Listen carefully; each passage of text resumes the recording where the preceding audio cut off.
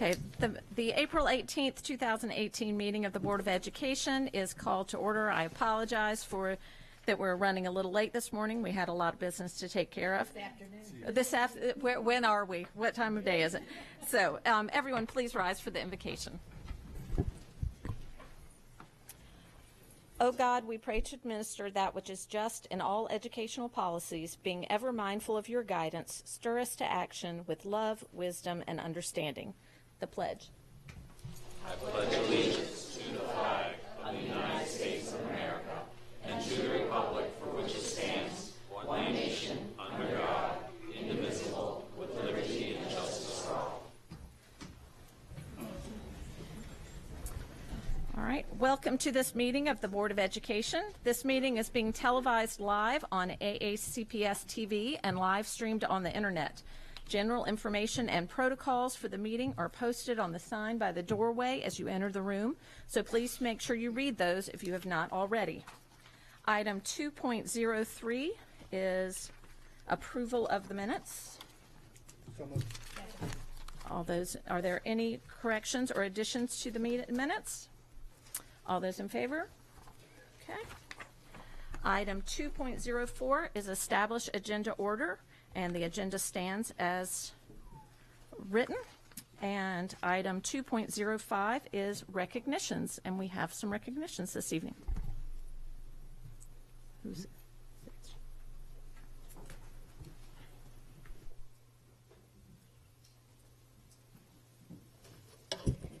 Good evening. I am Buffy Jordan, Coordinator of Secondary Reading, English, and Integrated Literacy, and I have the pleasure of introducing this evening's board recognition. But before I begin, I would like to ask the members of the board and Dr. Arlotto to please come forward.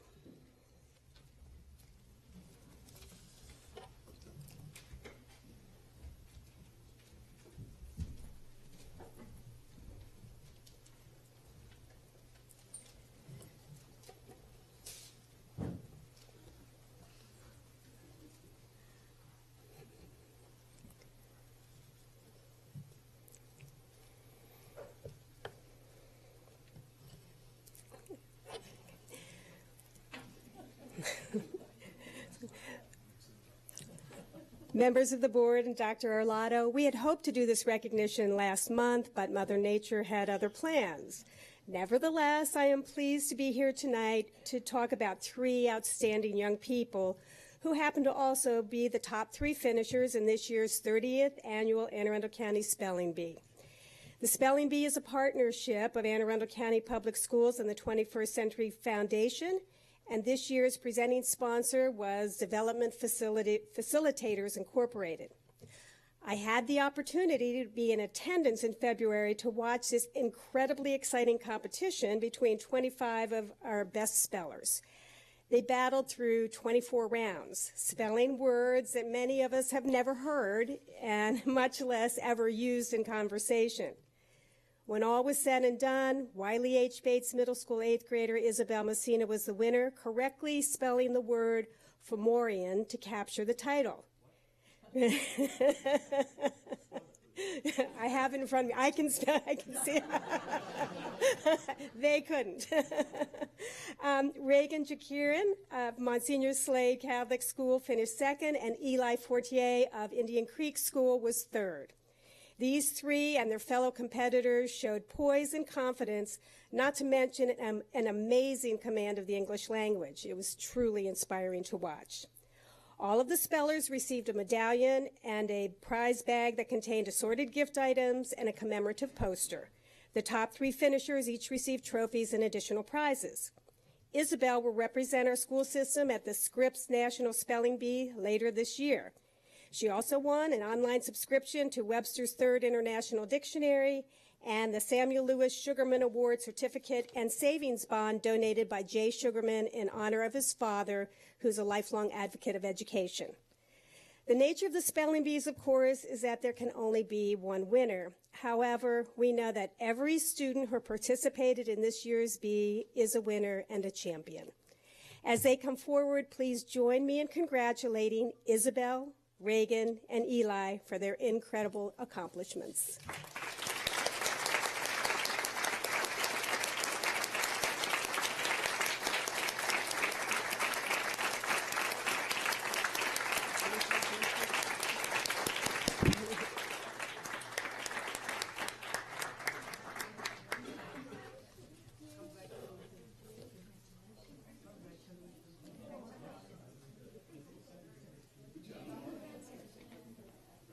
And there it is.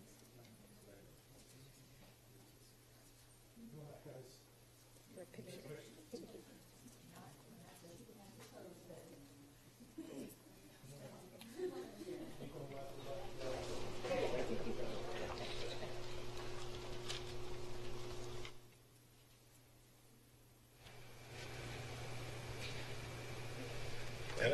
Awesome. Congratulations.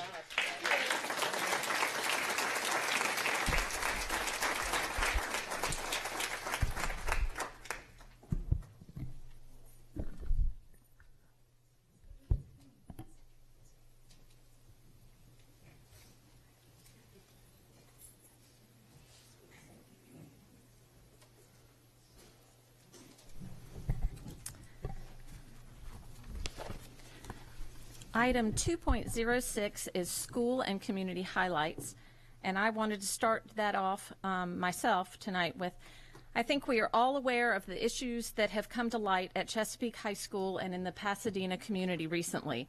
I know everyone on this board, Dr. Arlotto, and our entire staff takes these matters very seriously.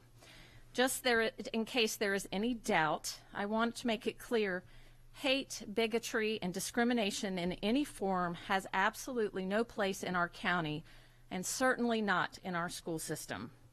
I believe Dr. Arlotto and his team are putting a great deal of hard work in a variety of ways to address those issues as they occur, but also putting in the work every day in every school to foster a climate of, as Dr. Arlotto wrote in his column this week in the Capitol, acceptance and inclusion. To that end, I'd like to ask that this board hear a presentation of these initiatives throughout the school system at the next meeting on May 2nd. I'd also like to make clear that I certainly believe, and I think this board does as well, that our school system plays a role in addressing these issues of hate, bigotry, and discrimination. We aren't perfect, and we want to get better, not just in this area, but in every area. When it comes to changing attitudes and behaviors, however, we need our community's help. It's time for us to stop pointing fingers and start working together. That is the only way we will overcome this, not just at Chesapeake, but throughout our county, our state, and our nation as a whole. That said, I want to finish on a positive note. The slides that were up behind me are coming back, I think. The Arundel Parent Coalition did recently with its recent chalk walk, and the hashtag Chesapeake United initiatives was inspiring and invigorating. The pictures you see here capture the real Chesapeake. These events involve not just parents, but all of our schools in the Chesapeake cluster and students of all ages. We must seize the momentum created by what you see here. There's a role for all of us to play, and I believe we will all find ways to do just that. Dr. Arlotto.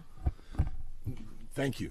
We are certainly, and I think these pictures are wonderful, and they depict the real positive spirit that is really risen up, as you see, as we ask our Cougars to rise up in that picture. It really has been heartening to see the Chesapeake community come together. The coalition, along with Chesapeake United, has really done a phenomenal job in starting to bring the communities together, and we're appreciative of that. I think it's a great idea to do a presentation. We'll be delighted to do that for the board on May 2nd. Elevating all students, eliminating all gaps through access and equity has been absolutely the cornerstone and the underpinning of everything we have been doing and thinking about in Anne Arundel County Public Schools. We welcome the opportunity to highlight the good work of the Office of Equity and Accelerated Student Achievement, along with what's happening in all of our schools and across all of our departments to support access and equity. We've been focusing, as many of you know, to our board in areas of equitable practices, understanding and identifying implicit bias, restorative practices, and cross-cultural understanding and acceptance through professional development, student conversations, our District 203 and Be Nice initiatives, just to name a few. However, there is no question that challenges, serious challenges, remain.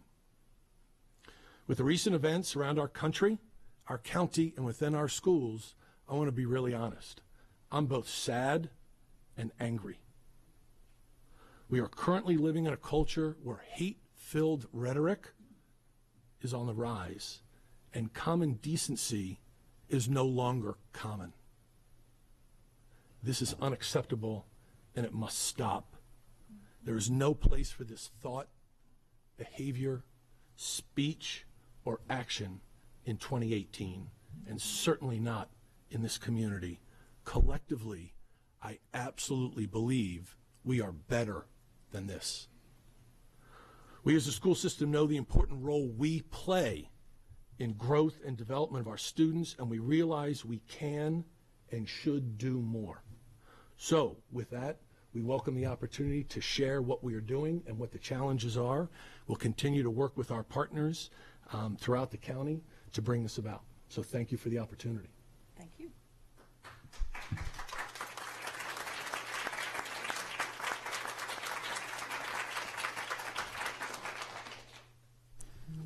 Ms. Korbelak.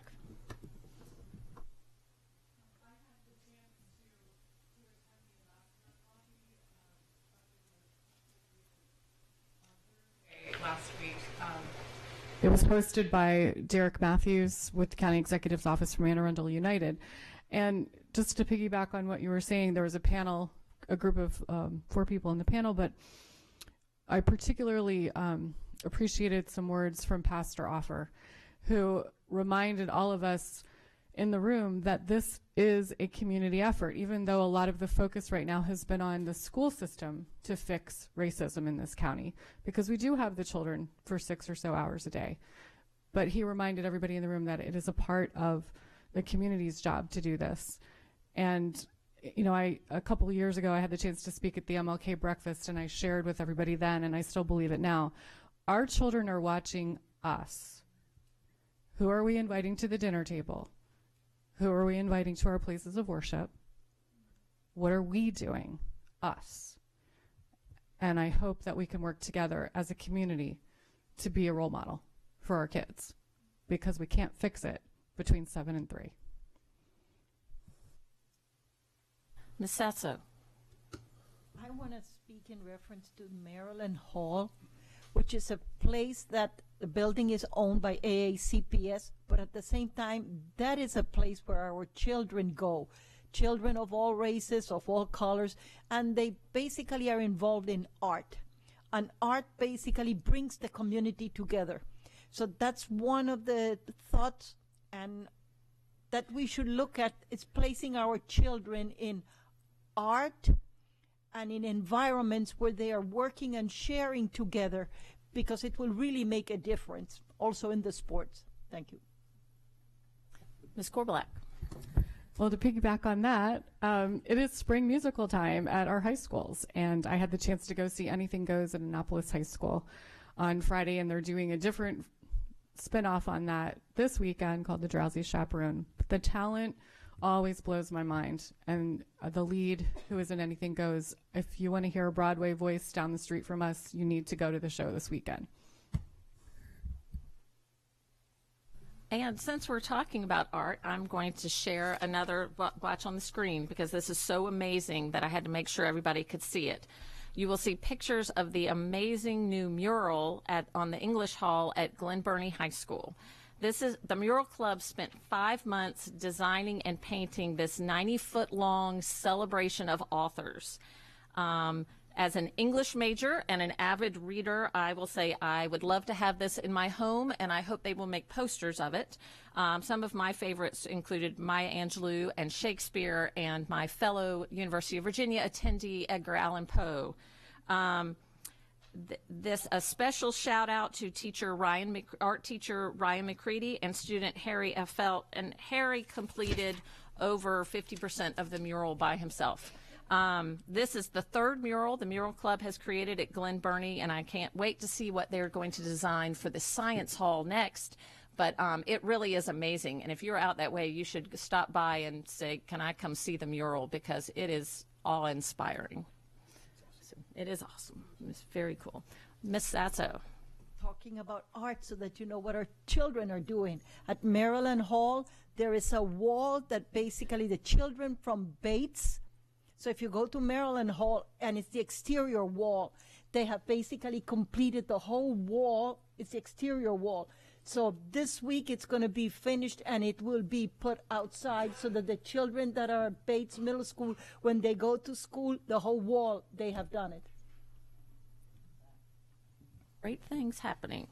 So, all right. Item 2.07 is the CRASC report.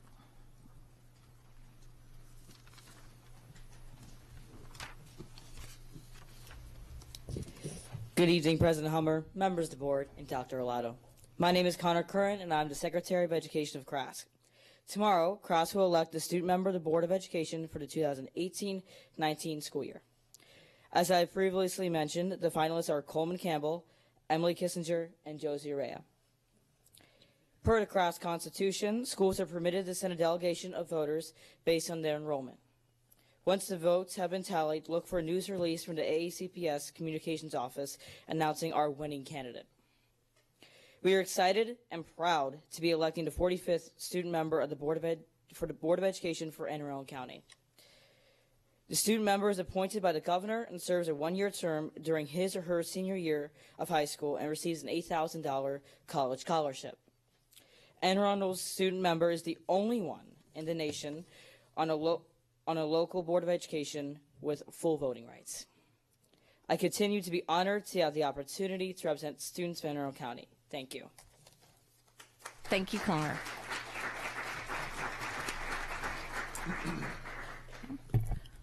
We will now move into the public comment portion of our meeting. Anyone wishing to speak on an item not on today's agenda may offer testimony during this public comment portion of the meeting. Speakers are allotted 3 minutes each and may not allocate their time to others. A tone will sound when time has expired. The board asks that comments remain civil and appropriate for the various audiences that may be watching or viewing this meeting. Audience members must refrain from use of profanity, verbal outburst, or any other actions that disrupt the meeting. Student-specific and personnel matters are confidential and cannot be discussed in this forum. It is not the board's general practice to engage in question and answer session with speakers. For the record, please give your name before speaking, and handouts should be given to the board assistant. The first will be Josie Araya, Robert Silkworth, and Tony Pratt.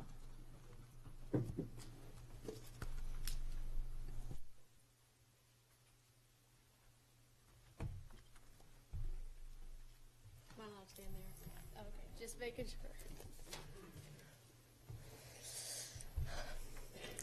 Good evening, President Hummer, Dr. Arlotto, and fellow board members. My name is Josie Araya, and many of you know me as the president of CRASC, but I am here today as a student who has observed the recent and ongoing racially motivated behaviors in our community. As I prepared my remarks, I realized that the majority of what I'm about to say is crucial.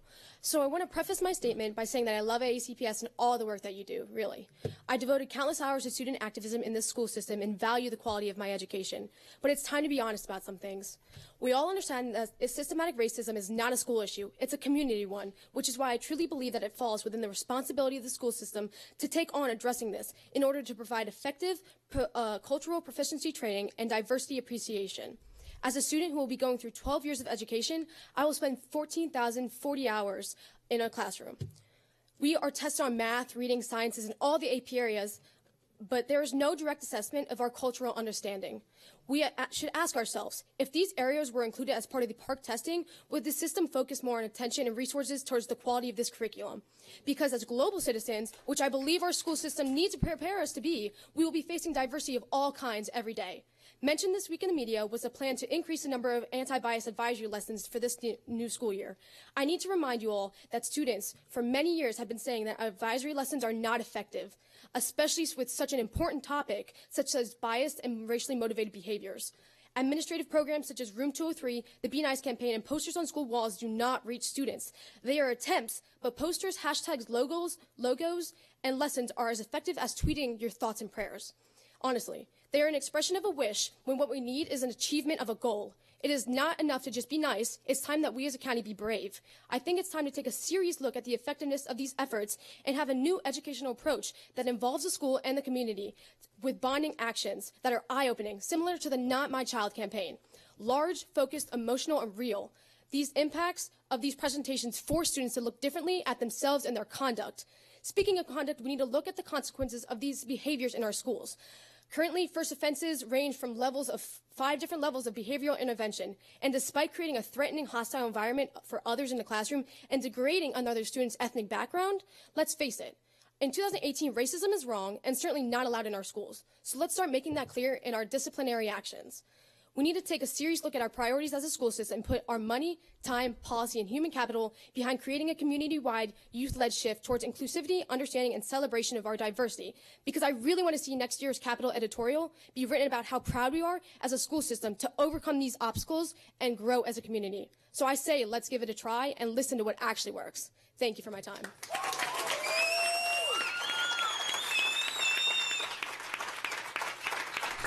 Thank you, Josie.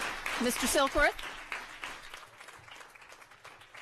Good evening, President Hummer, Vice President Gilliland, Dr. Arlotto, and distinguished Board of Ed members. My name is Robert Silkworth. I'm here again this evening representing the TAC High School Concerns Committee.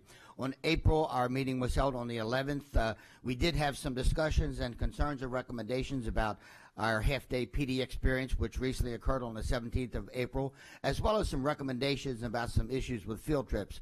We will be sharing our concerns and recommendations at the ASI TAC Advisory Group, which will be held tomorrow. We did also meet with the ASI group March 15th, and we had some productive discussions about quarterly grades, as well as the giving of the ACT test to juniors, which we felt to be a very wise decision, and of course next year's strategic plan. As always, we will continue to collaborate with ASI TAC. The concern I felt worthy of presenting to you this evening is about the recent student walkout. We felt that it was very well handled by all schools throughout the county. Each school had the opportunity to make decisions for themselves about the best way to show support for our students. Our young people, today's generation, they do care, ladies and gentlemen, about what is happening in this world. And their voices are important and must be heard, and I do believe that they were heard loud and clear. Our concern, however, as teachers was that we felt we needed some more direction about where we should go from here at this point. Voila, Dr. Arlotto, great job, because you did answer our questions in the letter that you recently prepared and was distributed to all families and students about the expectation. The expectation of the school system was made very clear. We thank you for that. We will continue to support our students as they look to express their concerns in appropriate ways, and we might recommend to help find a way for our students to strategize so that they can continue to voice their concerns in a positive and productive manner in keeping with our expectations. As you know, I usually end, ladies and gentlemen, with kudos. Tonight, I think it would be appropriate to thank all of our students, teachers, and staff who worked so diligently to express safety concerns, which were heard by the legislature as they did pass legislation designed to enhance school safety here in Anne Arundel County and across the state of Maryland. Finally, ladies and gentlemen, it's time for a commercial. We'd like to invite everyone here, ladies and gentlemen, to come to North County High School. Thursday, Friday, and Saturday, April 19th, 20th, and 21st, our drama department is putting on the musical Tarzan, and the performance begins at 7 o'clock each day. Ladies and gentlemen, congratulations to Ms. Bittman, Ms. Rago, and Erica Holsey. A great job. Our students are ready to provide a great show that I know you will all enjoy. And finally, I would also like to extend some congratulations to the 3 student candidates who are vying for the Board of Ed position. Best of luck to all of them. Thank you so much. Mr. Gilliland. Mr. Silkworth, can we hear your Tarzan impersonation? You know what, Mr. Gillen, I actually, in my classroom, I have a lot of buttons. The kids know me for buttons. You can press this button, press that button. I have a Tarzan button, and I have an applause button, and I had really thought about bringing those buttons so that as I did this, I would, but I decided not to do that. Maybe next time. And we thank you for that. You're quite Mr. welcome. Silkworth, thank you.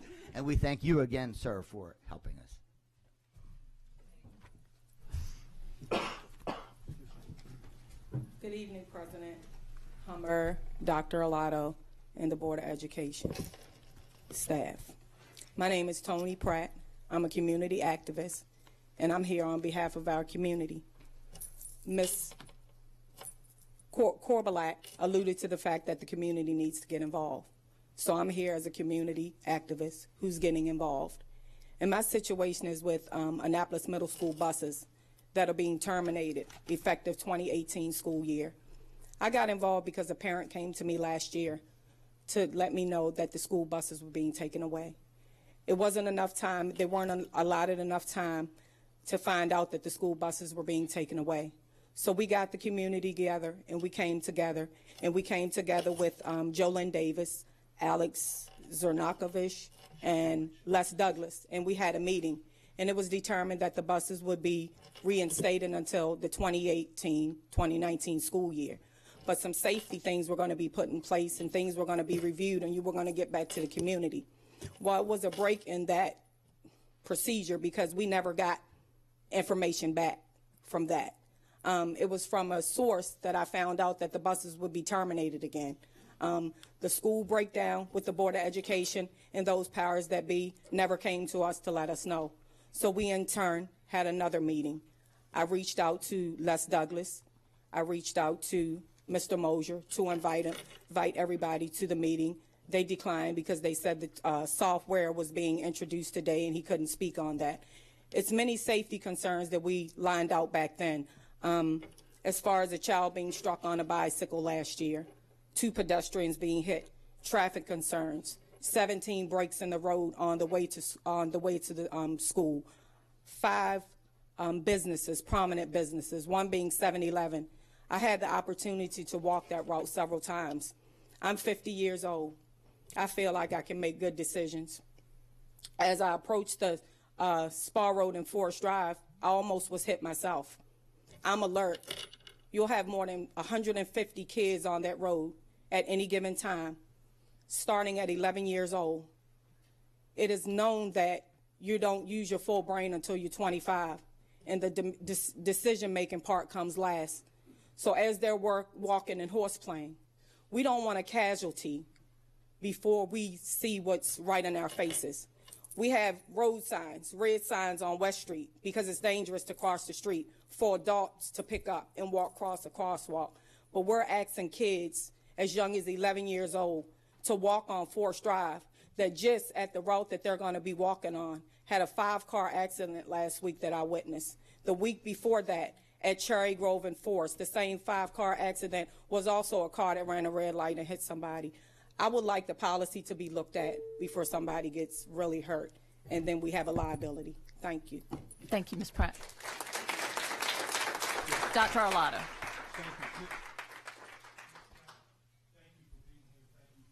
I'm sorry. Thank you. Thank you for helping with my microphone.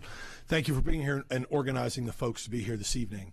Certainly your voice has been heard loud and clear. You've not heard anything from us because we're still working with the city. I think you have met with the mayor, if I'm not mistaken. I've met with the mayor now twice. He was here in my office, and he and I had a conversation on Monday of this week.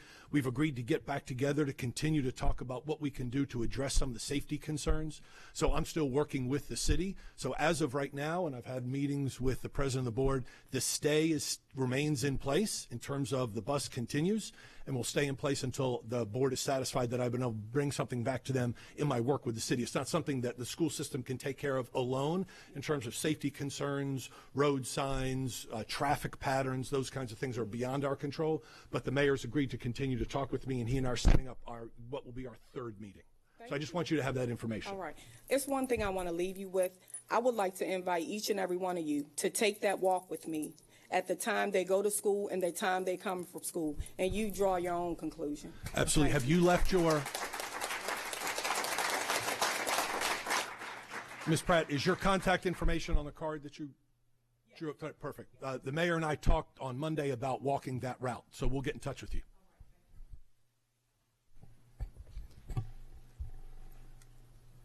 All right, next, Jaden Hill, Jonathan Hill, Tony Spencer, Vivian Spencer, and Lisa Rodvian.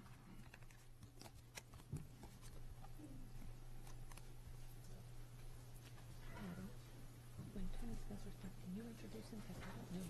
Can you recognize him? Okay. Did you serve with him? No, that's before you. Okay. Hey, how are you? I think night, good afternoon, whatever. Mr. Spencer, start. You got me start? Yes, sir. I think that was a sign that says age before beauty.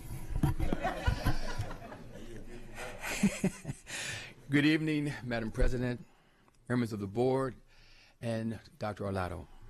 My name is Anthony J. Spencer. Most people know me by Tony, and I appreciate that. My comments are on a different aspect of the safety and security. It wasn't mentioned, security wasn't mentioned. 2010, I was the public information officer for the Annapolis Fire Department. From 1974 to 1997, I was a firefighter paramedic. My first 13 years as a paramedic, I saw everything. We dealt in risk management. The last 10 years, I was in the fire marshal's office as an arson investigator, public information person, and whatever else they found for me to do. And in the last 10 years, I had the opportunity to be proactive and not allow things that had happened by being a person who understood the codes and helped enforce the codes. But I've seen every type of murder, suicide, rape, incest, things that we think happen someplace else. It happens everywhere we are. In 2010, I had the opportunity to serve on the Security Advisory Board for Homeland Security in Washington, D.C. Because of my fire service background, Homeland Security wanted those people who had the greatest access on the most times to talk to them, where the fire service and paramedics were those at the top of the list. Because we went into restaurants, businesses, homes, and we saw any and everything. I'm pleading to you tonight for the security standpoint of what happens to these children if they're allowed. Ms. Pratt said that there were 150 students. Now I want to take a very brief scenario. Your daughter, not just your daughters, but your sons as well. This is not, we talked about the students, and we always think about females being abducted. It's not just females. It's not just teenagers. But the people, when you have them in large groups, when no one's going to notice just one child, and someone's professional enough to say, hey, how you doing this morning? Like that dress the next day. Boy, I like that book bag. Where did you get it? And they form a relationship 20 feet away until the student comes closer and would talk to the person because they now think they have an opportunity to be friends with someone, and they get snatched. So I want you to think about the security side, not just the safety side. They're two different things. They have two different results. And I want to leave you with this small saying. We live in a time when evil and opportunity presents itself to add to our collective challenge of running the school system. That's all I really have to say, and I want to thank you for the opportunity. And Mr. Spencer, my understanding is that you once served up here. Yes, I did. I Yes, sat so- there, and there. And there, so Yes, I did. we want to thank you and welcome back. Well, thank you for your service. Listen, I understand your decisions are not easy, but the young lady said it. We have to work together, and you can't just put it on the school system. We need the homes very much involved. And where we don't have students that have parents, the community is still responsible for that student. So I want to thank you for what you're doing. Any way I can possibly help you, I'm available. I'm retired now. God bless you. So, all right, I guess I'll go next. Yes, you will. Good evening, Dr. Arlotto, President Hummer, Vice President Gilliland, and members of the board. My name is Lisa Rodvian, and I am a secondary teacher in AACPS, and I am a resident of the city of Annapolis. I am here tonight to respectfully request that you reject any proposal to end bus service for Annapolis Middle School students who live in communities along Forest Drive, including Newtown 20, Annapolis Walk, Greenbrier, and Woodside Gardens. While your stated policy ensures that walking paths are checked for safety, I cannot imagine how the sidewalks along Forest Drive could be considered a safe path.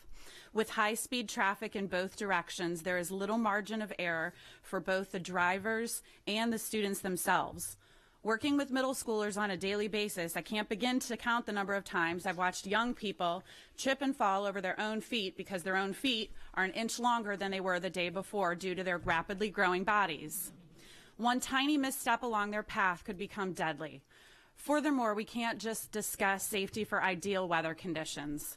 We must ensure safety for the worst weather conditions. Any type of inclement weather makes the margin of error for driver and student even smaller. In the winter, when snow is shoveled off the road and onto the sidewalks, those sidewalks can remain impassable for weeks before melting. At that point, there is simply no place for students to walk except the roadway itself, which may be icy and where the speed limit is 40 miles per hour. I ask, how many of you would opt to walk to work on the roadway on an icy road every morning? Besides the obvious dangers of young people walking along a very busy, high-speed roadway, there is perhaps another even more likely danger. Students left with no safe path to school and no ride will simply not attend school. AACPS has adopted the motto, elevating all students, eliminating all gaps. When many of the students who will be impacted by the loss of this bus route are already face significant obstacles in their education, I do not understand how AACPS can in good conscience consider removing bus transportation for this group of students. On behalf of my fellow Annapolitans in the neighborhoods along Forest Drive, I respectfully request that you continue to offer the existing bus service for these Annapolis Middle School students. Thank you very much. Thank you, Ms. Rodvian. Good afternoon, Board. My name is Jaden Hill. I'm concerned about the bus situation. I think that when the kids have to walk and they get to school, and the teachers say we're ready to do work, they'll already be tired and they wouldn't really feel like doing any work. And yeah, I think that, yeah, they won't be able to do any work because they're already worn out by asthma and any type of sickness they have. And also with the safety problem, that when my brother 2 weeks ago, he got hit by another car on Forest Drive, and his car was really messed up, so I didn't think that was safe for the kids to walk there if they have to go through that. If it did that to a car, it would probably kill one of the children, and that's all. Thank you. Thank you, Jaden. Good job.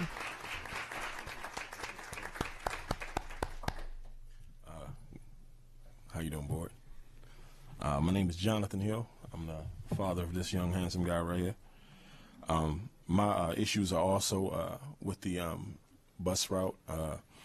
It has pretty much everything to do with safety, and I know you all have your clause about how long it is that you can actually walk to school, but so I just came up with a couple of things that was definitely overlooked as a safety issue and adding more traffic on Forest Drive. So taking away the school buses in any neighborhood. When the school buses go into the neighborhood, they have the stop sign, and it holds up traffic from funneling out onto Forest Drive. Taking away those school buses will actually let traffic freely come out on Forest Drive, and the parents having to take their children to school, it would literally add traffic to Forest Drive. I'm a truck driver by trade. I'm an author. Jaden is also an author, and I talk to a lot of kids about truck driving, about writing books and things of that sort. I'm a community activist also. One of the things as a truck driver I know is right past American Legion on Forest Drive, there is that part of the road is smaller than all of the rest of Forest Drive, and I've literally seen trucks jump that curve because a truck and a car has a hard time coming together on that road. So it's going to be crazy to think that, you're not going to have 150 kids horse playing on any part of the road. And imagine, a truck jumping that curve. And if you don't believe me, you can walk it, and you can see that part of the curve is black from tire prints. So that's something that's going to be kind of crazy. Then you have distracted drivers.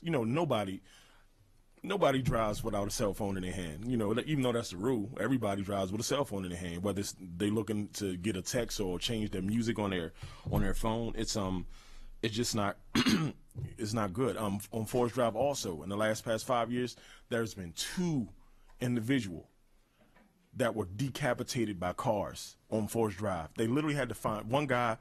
They had to find his head. They was looking for his head for 2 hours. So, and this is a grown man whose body's put together. These children, they're not even finished growing yet. So it's not going. It's going to. Can you imagine a parent trying to go down there and say, "Hey, let me see my child"? They're not going to. When they do see it, they're never going to forget that. Also, there's over 60 registered sex offenders, and when something like this gets out, they're predators already. So they're going to actually go towards what they know that they can, the predation on the kids, and that's not going to be beneficial for anybody. Then you have a methadone clinic right on the path, right on their path, and these are individuals who are on drugs trying to get off drugs, which I really never got. And then you have children who shows up late who have to walk by themselves. Also, right there, just before you get to the methadone clinic, last year there was a young man found dead in those woods. Here's the funny part about that. When you have a person that says, it's okay to dump a body right here, it's because they don't believe that anybody's going to see them. So imagine you'll have time to hide right there, snatch your kid right there, do anything you want to do right there. So my whole issue is with the safety, and we really, really can't be that kind of inhuman to take buses away from children in such an unsafe element and environment. Thank you. Thank you, Mr. Hill. Mr. Grannon. Thank you. I just have a quick question for Dr. Arlotto. What is the distance between this bus stop that's under consideration and the school? I think it's just a mile. 1.5. Is it 1.3? Mr. Spencer says 1.3. And the policy is if it's 1.5 or less. Secondary students 1.5, less than 1.5. As a presumption, but that could be rebutted. Meaning? Meaning that the school system could determine that it's 1.49, but they should still get a bus stop. The school system has the ability to do that, yes. It's within the purview of the policy. Excuse me. I also was asking to revisit the policy for that issue. Okay. Thank you. Ms. Spencer. Thank you. Good evening, Superintendent Arlotto, President Hummer, and members of the board. I'm Dr. Vivian Guest Spencer, a retired educator who spent the last 45 years of my life in the classroom with young students. This evening, I'm here on behalf of Alderman Sheila Finlayson, also a former educator. Unfortunately, she's able to attend this evening's meeting due to minor surgery she had to undergo today, so she was unable to complete the remarks she wished to present. However, she asked me to assure you, the board, that she is in complete agreement with the members of the Woodside, Greenbrier, Annapolis Walk, and Newtown communities who are expressing the absolute necessity of bus transportation for the children within these communities who will be perilously thrown in harm's way without bus service to Annapolis Middle School beginning in September. Alderwoman Finlayson will send her specific remarks directly to the board by email as soon as she is able. Thank you. Thank you, Ms. Spencer.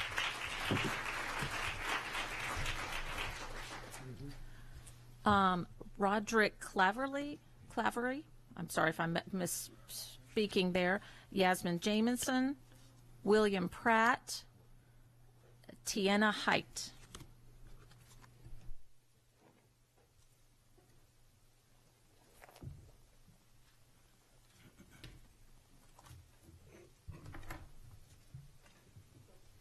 Whoever wants to start, go right ahead. Yes, ma'am.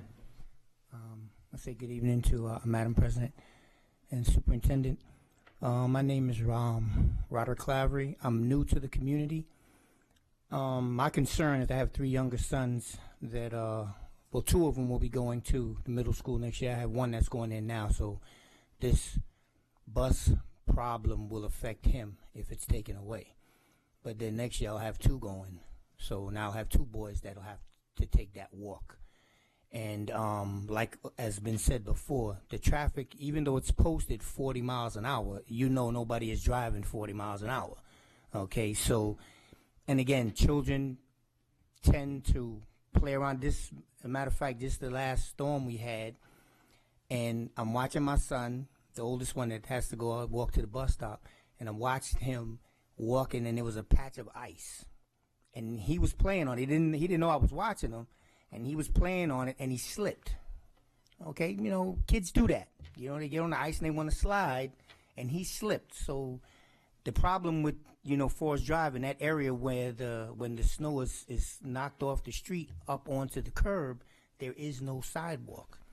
You know, and then the street is icy, so they're apt to play, and you know it could be a whole lot of problems.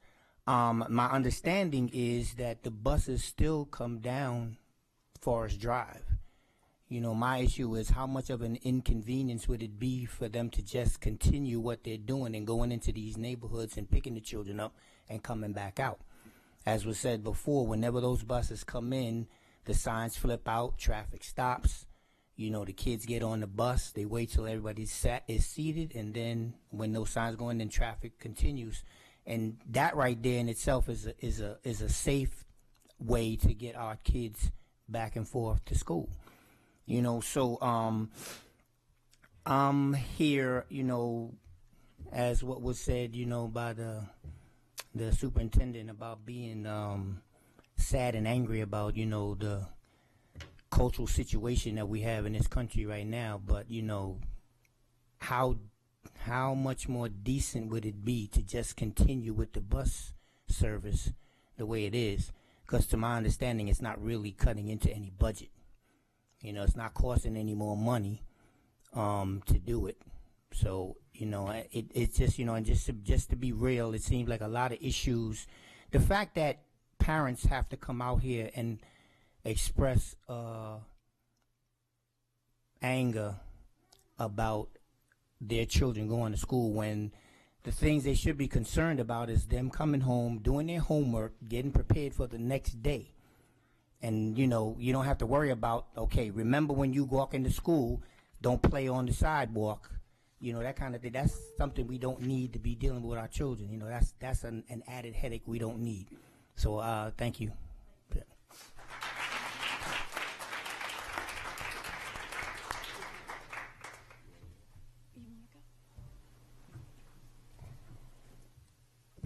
Good evening, board members. My name is William Pratt.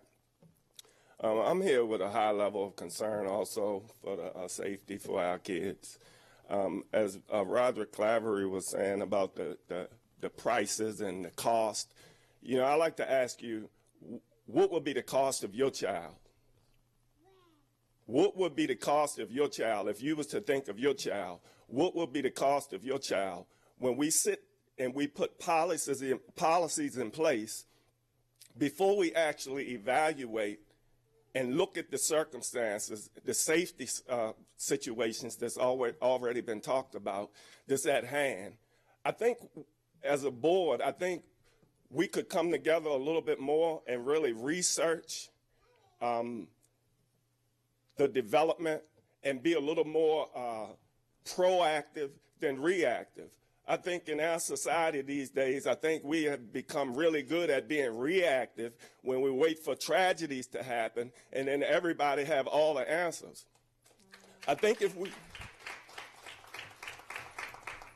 I say like George Arlotto said, I'm a bit angry about it because I think when we make policies and we make decisions based on other people's lives, we don't think of the lives based on if this was my child.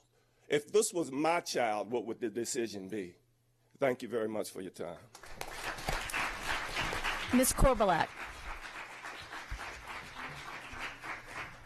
Mr. Pratt, I agree with you about the proactive. I regularly commute Forest Drive. I know exactly what you're talking about. That sidewalk and kids hustling around and somebody gets nudged into the street. My understanding is that there's some pathways kind of behind communities along that section of Annapolis. Maybe maybe it's still dirt, maybe it's riding your bike, playing with your friends. I would love to see all of us work together to advocate for a more walkable, bikeable, safe Annapolis, so that whether it's going to school or just us commuting or, going to the store, that there's places that we can walk and bike that are away from cars so that we're not endangering pedestrians and bikes. Thank you. I totally agree with your comment, but even in the level of taking kids through a path through woods, we've already raised the level of concern. We have a methadone clinic. We have kids being abducted, people being murdered, bodies being dropped. Again, what would your decision be if it was your child? Thank you, Mr. Pratt. Ms. Height? Tiana? Good evening. My name is Tiana Height, and I live down Woodside Gardens, and I feel as though I'm the only parent from down there because they don't believe or trust y'all that y'all really have y'all best interests in the parents or the children down there in the community, because like how y'all rechanged the school district without anybody really knowing about it, so they really don't think y'all gonna really consider us, our children, their safety. And every parents don't have cars to take their children to school every morning. Everybody don't have support system where they know somebody will watch their children while they're at work. So therefore, I feel as though y'all being inconsiderate as me as a parent, because I don't really have a support system. But I feel as though y'all need to take consideration and just leave the bus the way that it is. It works with everybody's work schedule if they go to work or go to school, whatever, and it's being more beneficial to everybody. And the kids will be safe, and my children will be safe too, as also. Thank you, Ms. Height. You're welcome.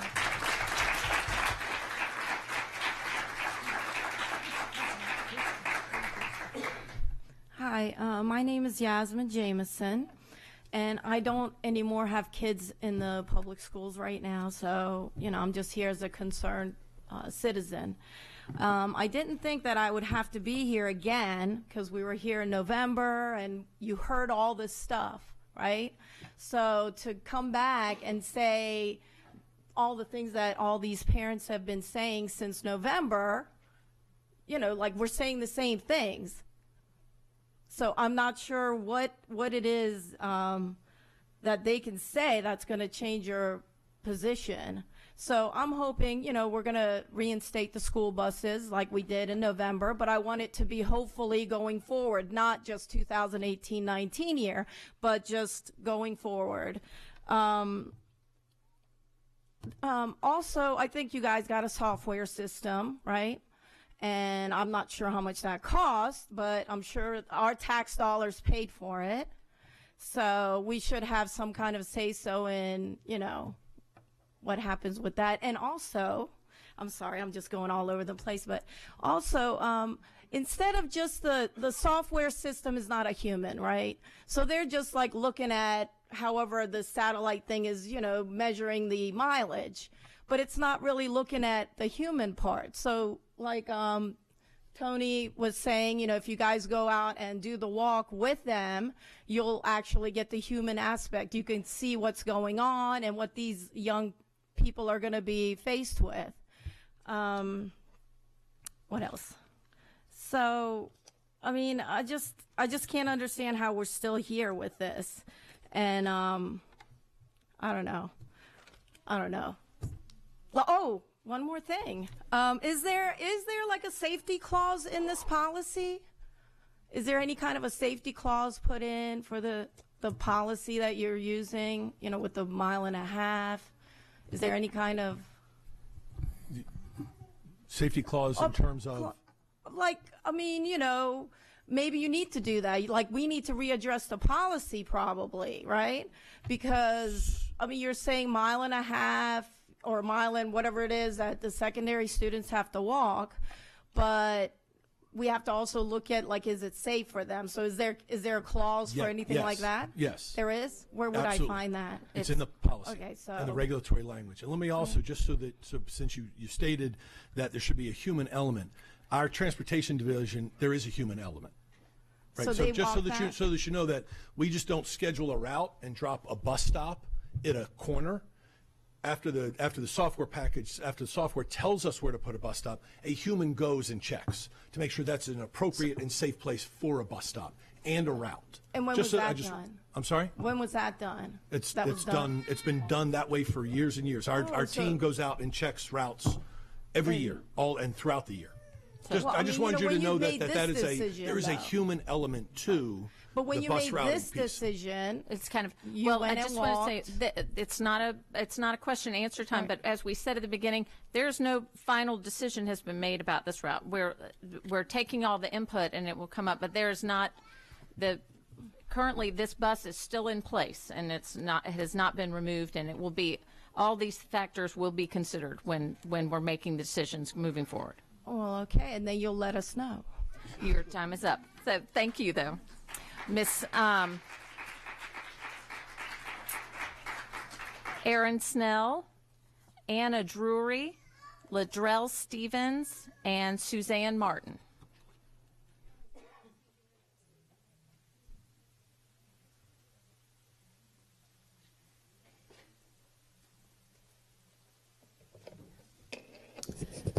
Good evening, President, Superintendent, and Board of Education. Thanks for having me tonight.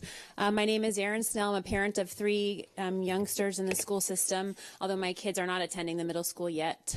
I'm also the Citizens Advisory Committee representative for the Annapolis Cluster Elementaries, and I'm not here in an official capacity for that tonight, but in that role I do hear the concerns of the citizens in my cluster, and I have heard a lot of concern about the bus route. And I haven't heard anything positive. I've only heard people that are very concerned. I wanted to start off by saying, though, that in the recent release, I heard that we received an award, that our school system received an award for closing the achievement gap with 9th graders. And I was really excited because that shows a level of innovation and leadership that is putting us on a right path. And when I see that, it tells me that the leadership capacity and the innovation capacity is there to find some creative solutions.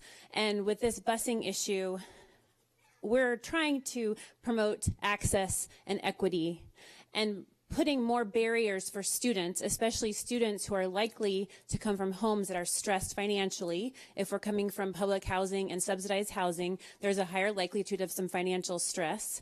So I'm not sure why it makes sense, if we're trying to close the achievement gap, why we would add additional challenges to a family in terms of transportation and increased likelihood of student absenteeism. We don't want to create any more additional barriers. And one thing that I never would have thought of, but talking to some high school students, I didn't know that there's a lot of conflict between different public housing communities in our area.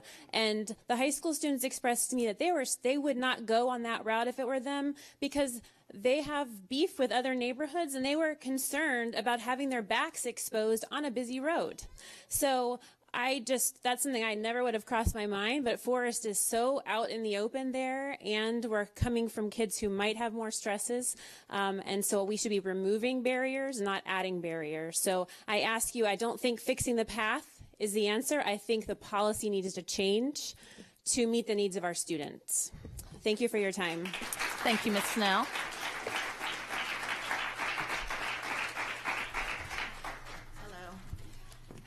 Hi, my name is Anna Drury, and I have a 13-year-old son who attends Annapolis Middle School. I happen to live in Newtown 20 neighborhood and have for nearly 10 years. The route that you have proposed that these children walk is, as you know, and as everyone has said, is extremely dangerous. It's within a foot to 2 of the actual cars going by at 50 miles per hour. I don't want my child there. As a matter of fact, during the bad weather that we had, I began to take my son to school each morning because I didn't want him to be in the cold and everything like that. I'm like that, but I tracked the miles. It's actually from my front door to the school, the exact path is 1.6 miles. Now I know that's, point this and point that. It's split in hairs, but it's at the very maximum of what you guys allow secondary students to walk. Not to mention, they have to go through 2 public housing neighborhoods, which I know because I live there, riddled with crime, drugs at every turn. And who's to say on that route every morning, they're going to pick up something that they shouldn't pick up. I don't even let my child go outside. I don't, and it's sad. Rarely does he go outside. And he knows the rules, and I can't see sending him out there every day, not only to go through 2 crime-ridden, drug-infested neighborhoods onto a very busy street within this close to the edge of cars 50 miles an hour, going by a 7-Eleven that's very busy at rush hour, obviously, more traffic in and out with 2 ways to get in and out of that parking lot, by a methadone clinic, all the way to school. Now down there's a lot of single parent, I know I am one, single parent families. We don't all have cars. I'm fortunate enough to have one, but I know many of my neighbors do not. If those children wake up late, or if it's a bad weather day, something like that, I'm not sending my child out there. I'm not going to do it. I won't do it. It's a shame that we even have to be here to address this kind of concern. I would think that anyone who walks that path, and I've done it, I've lived here, I even went to that school many, many years ago. We didn't have as much problems as we have at this time, but it's a shame that we even have to be here to address this issue when it's clear that it's a very dangerous road and not safe for anybody. Not safe for anyone, really, let alone 11-year-old children. And now they have the tablets and the phone, and nobody's paying attention. Adults do it. They don't pay attention. I've seen so many people trip and fall and everything else and run into things. These are going to be kids in packs twice a day, 150 of them. That's not safe. Thank you. Thank you, Ms. Drury.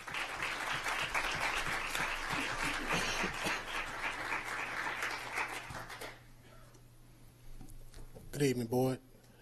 My name is Ladrell Stevens. I come to you as a community activist, a community mentor, and when I heard about this bus situation and those kids, it made me think about my son. My son went to private school all his life.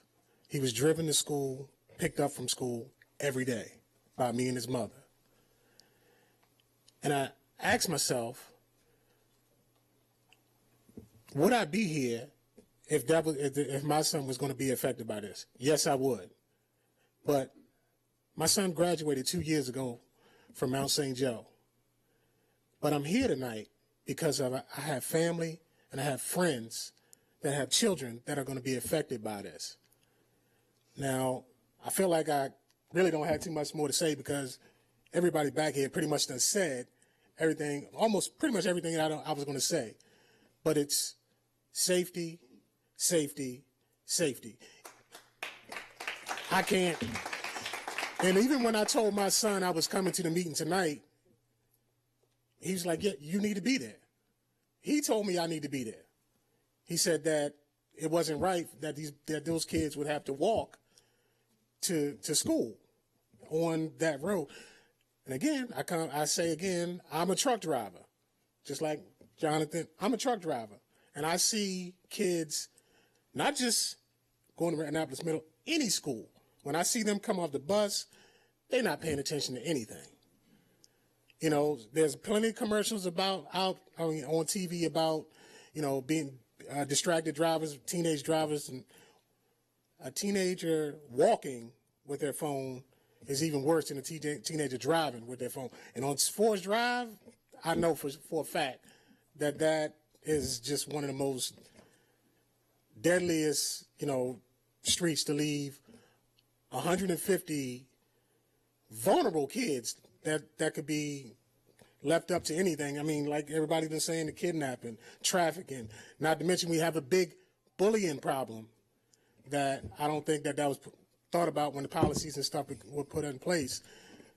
I just hope that y'all will be willing to work together with you. We'll be willing to work together with y'all to put something together, because I was sad and angered when I seen that this came about.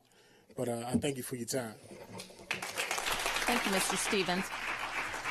Is Suzanne Martin here?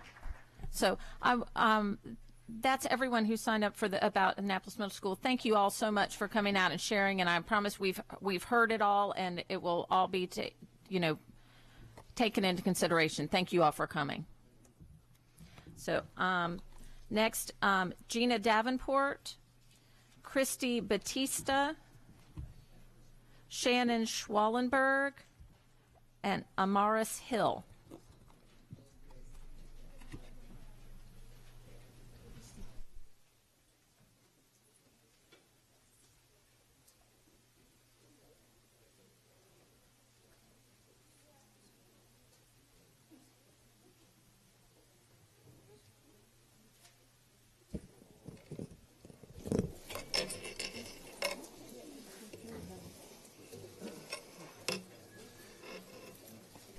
Go ahead, Ms. Davenport. Thank you.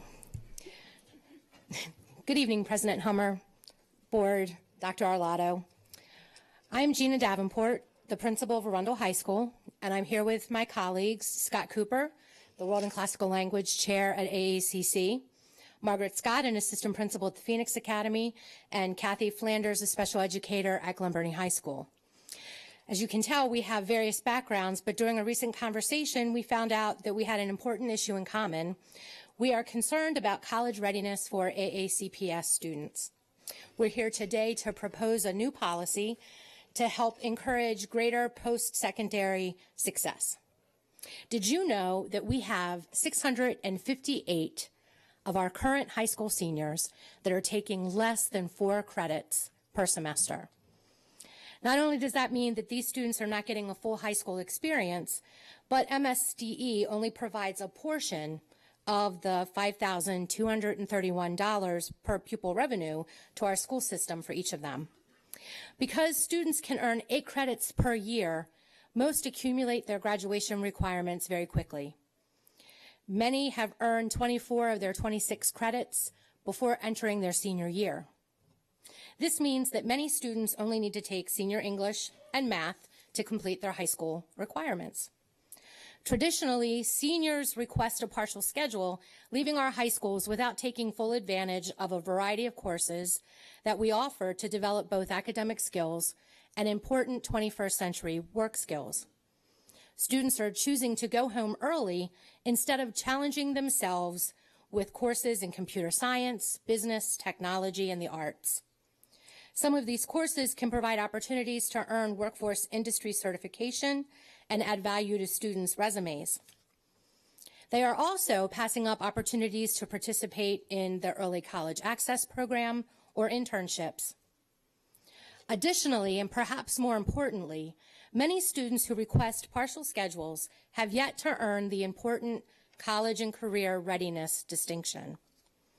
Information obtained from our Office of Student Data indicates that our current seniors, the class of 2018, only 43% have obtained a satisfactory college and career ready score in math, 60% have earned CCR distinction in English, and 42% have earned test scores that indicate they're college and career ready in both English and math.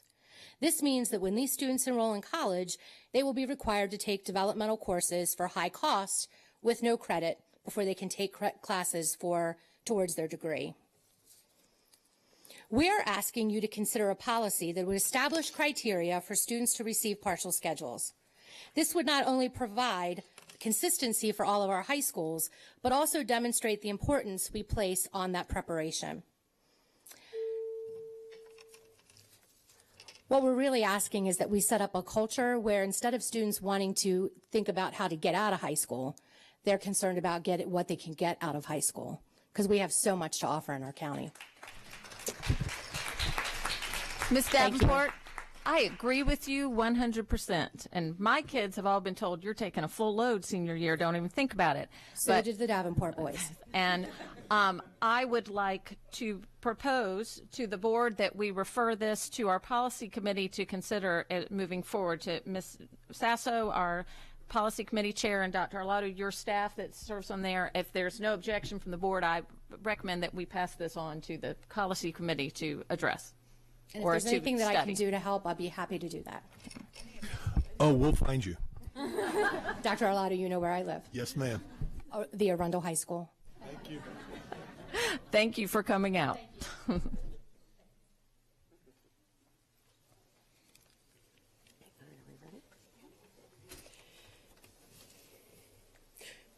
Good evening, Dr. Arlotto, President Hummer, and board members.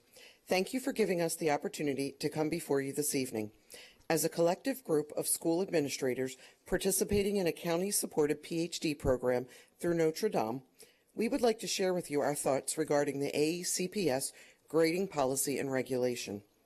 Last year, the school system revised this policy and regulation at all grade levels. However, the opportunity for mastery, commonly referred to as the redo policy, was not included for the elementary level. We are proposing that the board considers including an opportunity for mastery or redo in the elementary portion of the regulation. At the time of the revision, the committee working on this policy and regulation assumed that elementary school teachers provided students with the opportunity to redo assessments or assignments. Speaking from our experience working in elementary schools, we are finding this is not always the case. What one teacher considers working to mastery and being provided an opportunity to redo an assignment is not the same for another teacher. There is a lack of consistency amongst our elementary schools regarding the redo policy. Several schools are in the process of creating their own version of the redo policy to provide guidelines where there are currently none.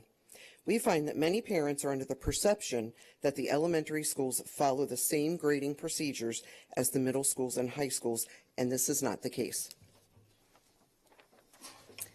Therefore, we are proposing that grading procedures at the elementary level align with those at the secondary level and reflect the following criteria.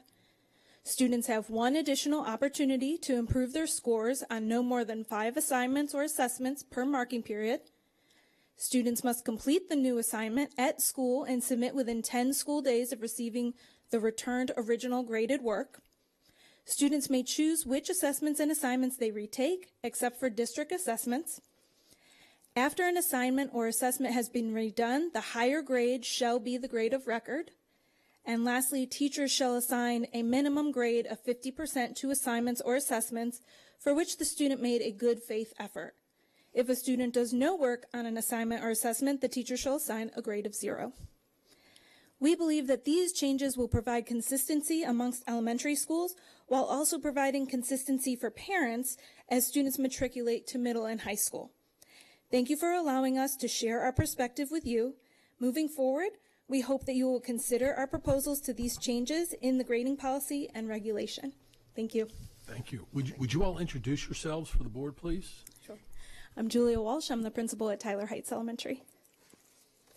I'm Christy Batiste. I'm the principal at Marley Elementary.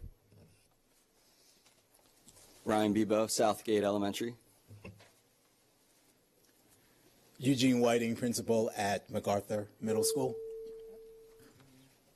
And I'm Sheree Brown. I work for Prince George's County Public Schools. Well, thank you very much. And again, I say that I would like to refer this to the policy committee to take a look at if there's no objection from the board. Ms. Nally. Mr. Bebo, do you remember me? I do. That's all I'll say.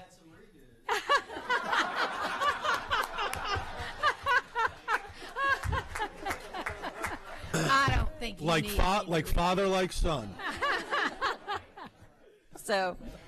So if there's no objection for the board, Ms. Sasso, I'm going to refer this to the policy committee, Dr. Arlotto, for your staff to add this to the agenda to look into. Thank you for bringing it to our attention. We would be delighted.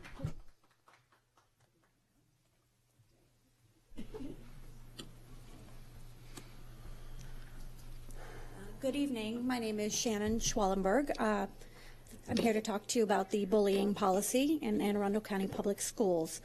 The last thing any parent wants for their child is to return home upset from school, fearful, or injured.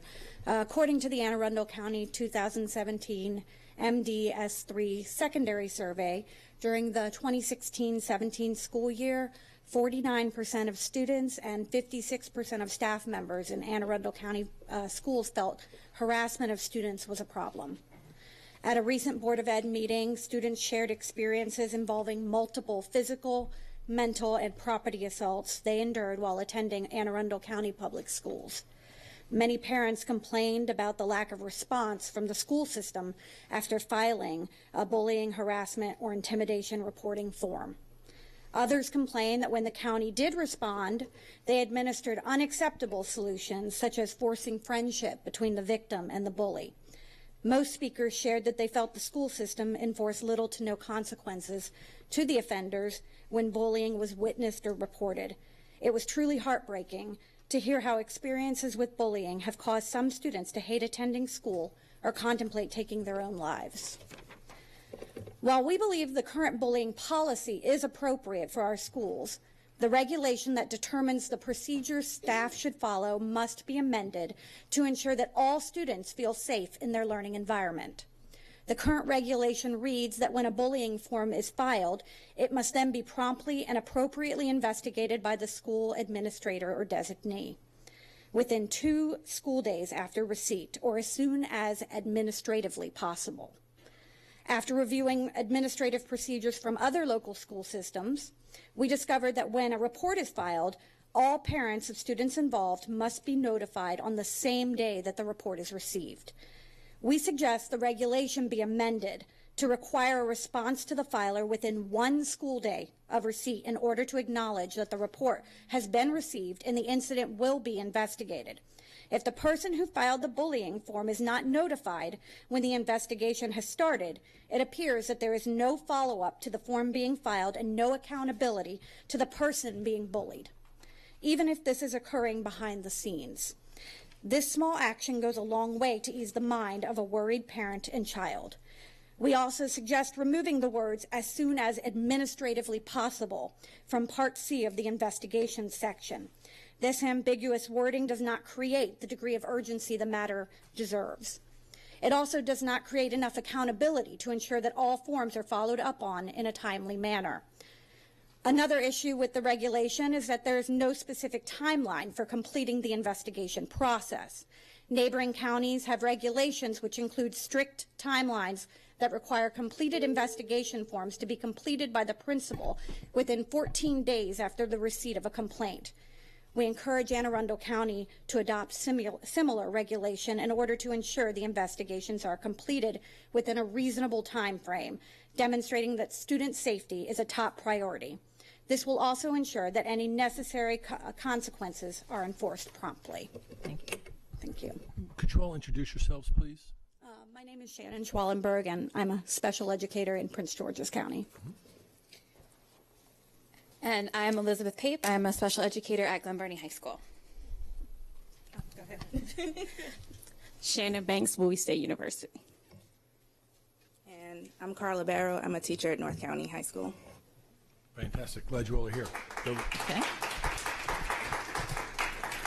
Our bullying regulations are under review, which is separate from a policy review. That's something that we as administrative staff can do, and we've been re-reviewing our regulatory language on bullying. Thank you. Thank you very much. So that's in process. Thank you, ladies, for coming and sharing. Thank you. Thanks. All right. Ms. Hall.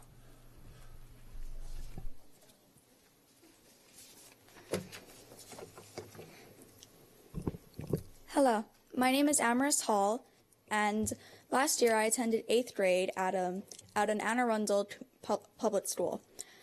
I had first moved in the middle of my 8th grade year from Hawaii to this state.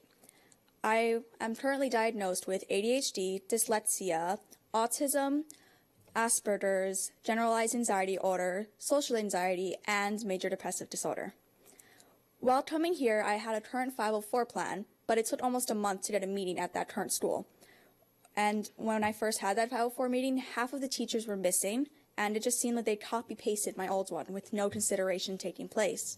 And what shocked me even more was that all of my teachers were surprised to find out that I had disabilities, meaning that none of them had looked at the email that they were sent out when I first arrived, saying that I needed specific accommodations because I needed help in these areas. So, something I also experienced in my new school was there were fights about once a week, often in the cafeteria where students would cluster together so that to prevent other teachers. It created an unsafe environment for me where my old school had had little to no fights ever, and I currently felt unsafe going to school. I was very academic based and I felt like I was not challenged enough.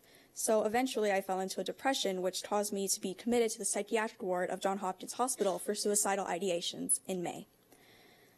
Luckily, I don't think that anymore, but I was very surprised to find out that my English teacher had marked me a 0 for every assignment I missed while I was in the hospital, trying to not kill myself. I had already turned in my final, which she promptly threw out, did not apologize for, and then on my report card, she wrote a comment that said, "Absences affect achievement." Because I was absent, apparently she felt that she had the right to give me a 0 for everything, no matter what I had turned in, or the fact that every other teacher had given me an excused absence. I did not return after my stay at Johns Hopkins because I felt unsafe and I had constant panic attacks at school, or even the thought of going back. I was scared that I wouldn't be safe mentally or physically at my new school. And I just really hope that this can be taken into consideration where the special needs kids will get our rights in schools. Right now there's a lot of talk about hopefully the physical safety of students while they're walking to school. I also hope that their mental safety will be taken into account. Thank you very much. You really did beautifully. Thank you for presenting what you have. I'm sure it was not easy. Would you do me a favor and meet with Dr. Kubik, our Associate Superintendent, because you've got some very specific concerns that I'd like her to talk with you about. Thank you. Thank you. Okay. Next, My Hall, Dave Dollins, Jennifer Sowers, Lisa Taylor Soriero, and Dana Schalheim.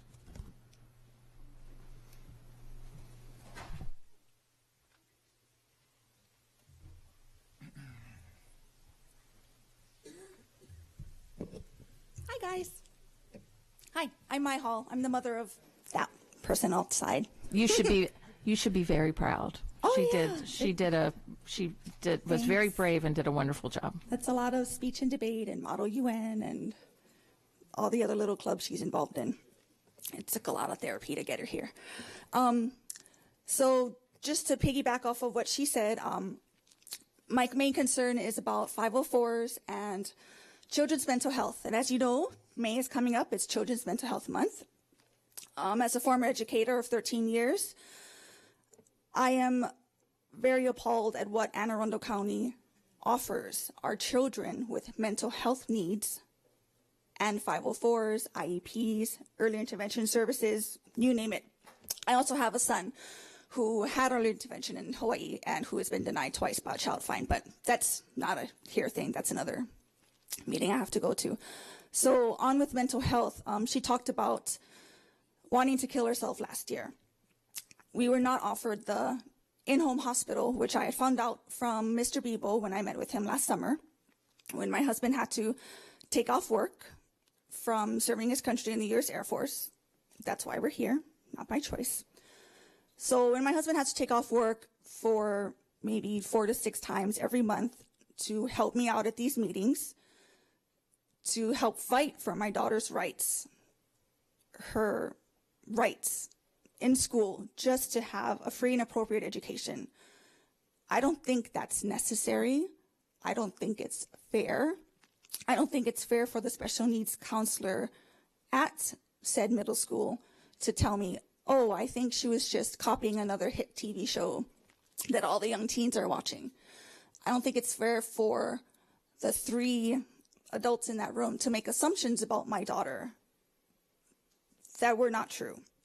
It's not fair to not be taken seriously when I asked for help before May 25th hit, before she decided to hold a bleach bottle in front of the kitchen sink. I don't think it's fair that I asked a counselor for help and asked for these services when we first moved here from Hawaii and were denied them many times at MacArthur Middle School. And I'm sorry, but that's what happened.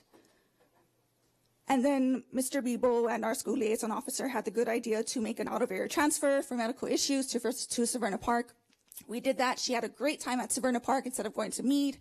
Based on the park scores and the school and climate surveys, Severna Park would have served her well. She did great there. She thrived in a learning environment with other people at the same academic level. However, she got kicked out of school on January 25th because they would not accept her out-of-area transfer. Because apparently I had asked for a 504 and an independent education evaluation, which is another thing which you probably heard my friend Sarah Davis talk about last month. So we're in the same boat. I would like things to change. You have my contact information. Thank you. I'm going to go outside. Thank you, Ms. Hall.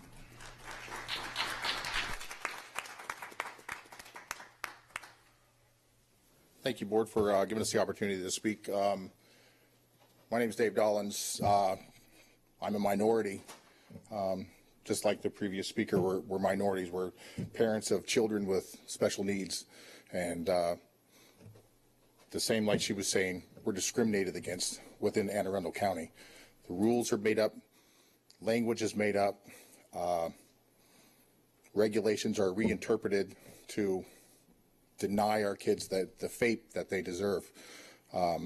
Grades are manipulated. I'm sure I can't tell you anything that you haven't already heard. When you look at the numbers for Anne Arundel County, the school population for Anne Arundel County, the growth has been 9% over the last 10 years. I believe that's correct. Special education average student population is 13% across the country. Anne Arundel County had 13%, I think about 13 or 14 years ago, and for the last 10 years it's been 9.5%, 3.5% under the national average. When we go into an IEP meeting, it's almost combat, where it's so adversarial. It depends. So we heard from the young lady before where she's not getting her grades passed. When you're trying to get an IEP for your child, you get all the help you need. The grades are manipulated. The staff tells you how well your student's doing. They put you on a wait to fail process, which means as long as your grades are good, there aren't any issues, right? And then the grades are manipulated. The grading policy isn't followed, and the grades are kept up whether it's they don't adhere to the late policy. The kid can turn his work in as late as he wants, still gets full credit. They get help on tests, and so your child never fails, and you never get the services. They change the language, what's interpreted, what school. When you ask the school what school is from 7 to 3. Anything that happens outside of 3 is not school. Even though your child comes to school or comes home, melts down because she can't understand the concepts and the assignments that she was given as homework. So she's melting down for the work that she's given from school. It's not because she can't stay the night at someone's house. It's because of school. But from school's perspective, that's not school. So there's no academic impact, and it's an impossible failure.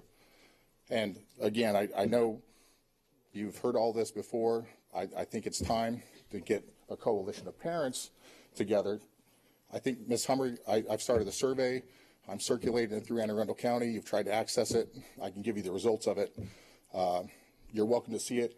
So far, it doesn't look good.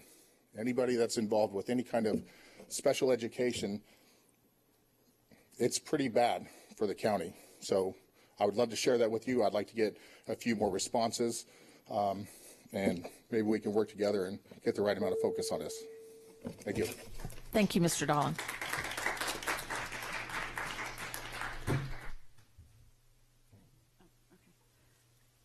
Hi, good evening. Members of the board, my name is Lisa Taylor Serrero. I'm back again, even though I was told essentially it's pretty much worthless and pointless. But as you already know, I'm really deeply disappointed and frankly disgusted about the lease with Milestone that puts our children and my child's health and safety in jeopardy, putting cell phone towers on our schools. And it also prevents a future use of the site by the school for our children's actual education. I wanted to share this with you tonight. After discovering the original permit modifications were denied, several hopeful parents got together to write up a proposal for an outdoor wetlands learning center, or an OWL center for short, that would consist of raised walkways throughout the wetlands site and a structural outdoor classroom for students, among a bunch of other things. It was a big, a lot of stuff that we came up with. when asked to place a proposal on the PTO agenda, we were told by the PTO to refer to the school or the board to learn the status of the property and proposed projects for the school grounds. Well, I guess it's not going to happen if Milestone builds this tower. Milestone appears to be going ahead despite the permit modification denial. As we learned of another community meeting with Milestone, I guess part of their permitting requirements, I had to find this out about the community meeting through an anti-cell tower Facebook page, not the school or the board. When I emailed the principal to see if he was notifying the parents of the community meeting, he said that he didn't know anything about it and that neither the board or Milestone notified him of any such meeting.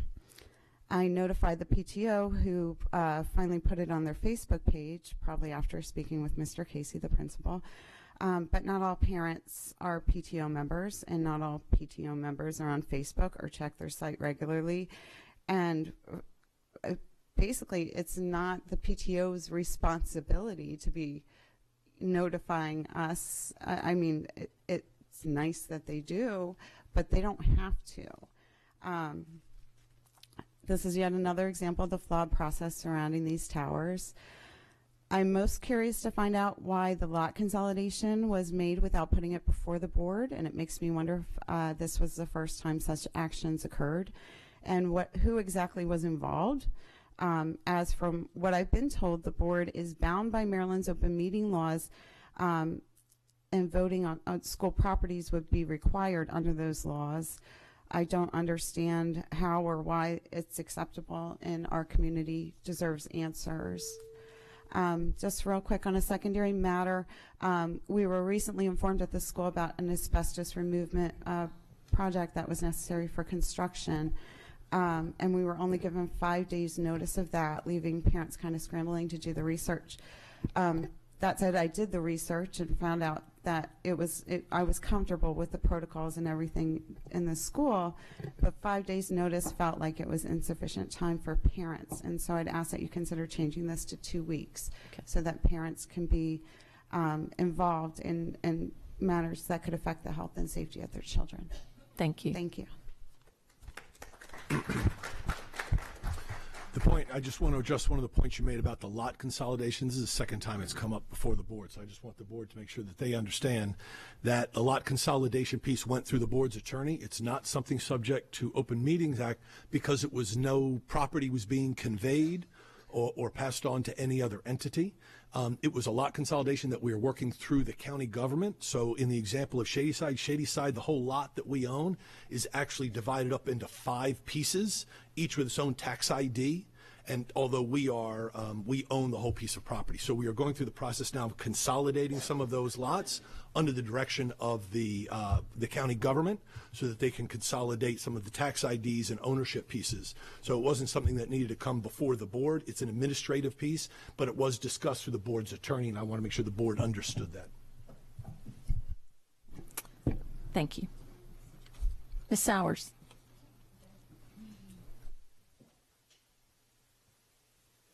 Good evening, Dr. Arlotto, members of the board. I'm Jennifer Sowers with the Anne Arundel County Parent Coalition.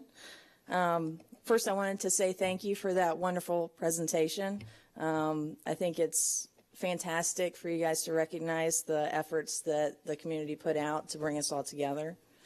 We are here tonight to request more collaboration from the board regarding the legislation that was introduced at the county council meeting earlier this week. It requests support from the Department of Health in addressing effects of bullying on mental health in our schools and in the community, which I think speaks to a lot of the testimony that we've heard this evening as well.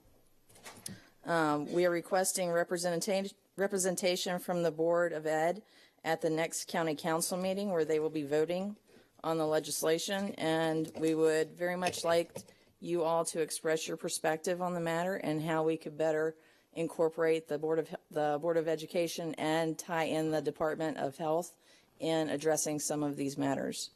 The Anne Arundel County Parent Coalition has diligently been working on positive initiatives for our school and the community. We appreciate your support and recognize that you are actively working to address many of our concerns. We hope that in the near future we can collaborate to make Anne Arundel County Public Schools the best it can be. I believe we are really on the cusp of accomplishing some meaningful changes, and I am really hopeful and excited to work together to do that. We would very much like to sit down with you guys and put our heads together. We have some really, I think, some great ideas, and that together with maybe you guys, the state's attorney's office, Jen Corbin, that we could all sit down and really make some great changes. Thank you. We appreciate that, and we do want to work with everyone, and y'all have been doing great things, and I know that we'll all be working together more. Hi, good evening. How are you all? I'm Dana Schalheim. You all know me. Now that the bill has been signed into law, we were at the signing ceremony together, and that's House Bill 679 and Senate Bill 729 that adds 5 school days to the school calendar beyond June 15th, that one. I just want to reiterate once again why I started that fight to begin with, conversation, dialogue, and that is I want Rosh Hashanah back as a non-instructional day. I've talked with most of you offline about that. I've sent emails to all of you. I'm grateful for the response. I really appreciate that. And I want to know when this is going to be on the calendar, up for a vote on the agenda. When will it be coming up? I've talked to some members of the CAC, and they don't.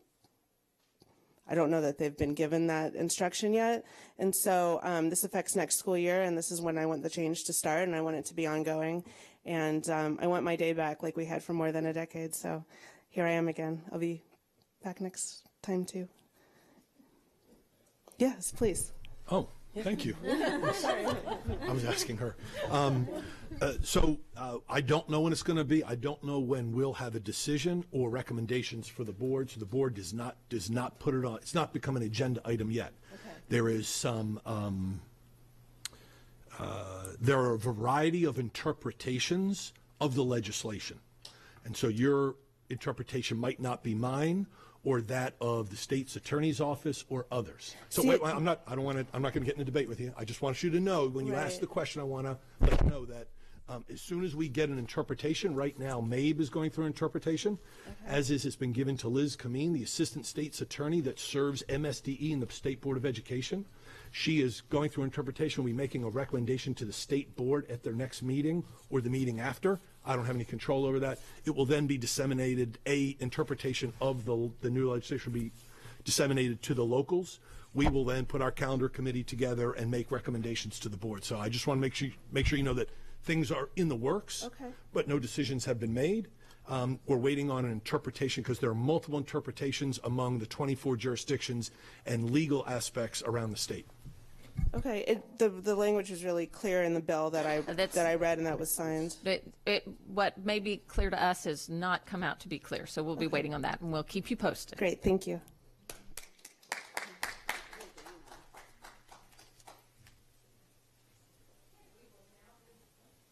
We will now move on to consent items, award of contracts.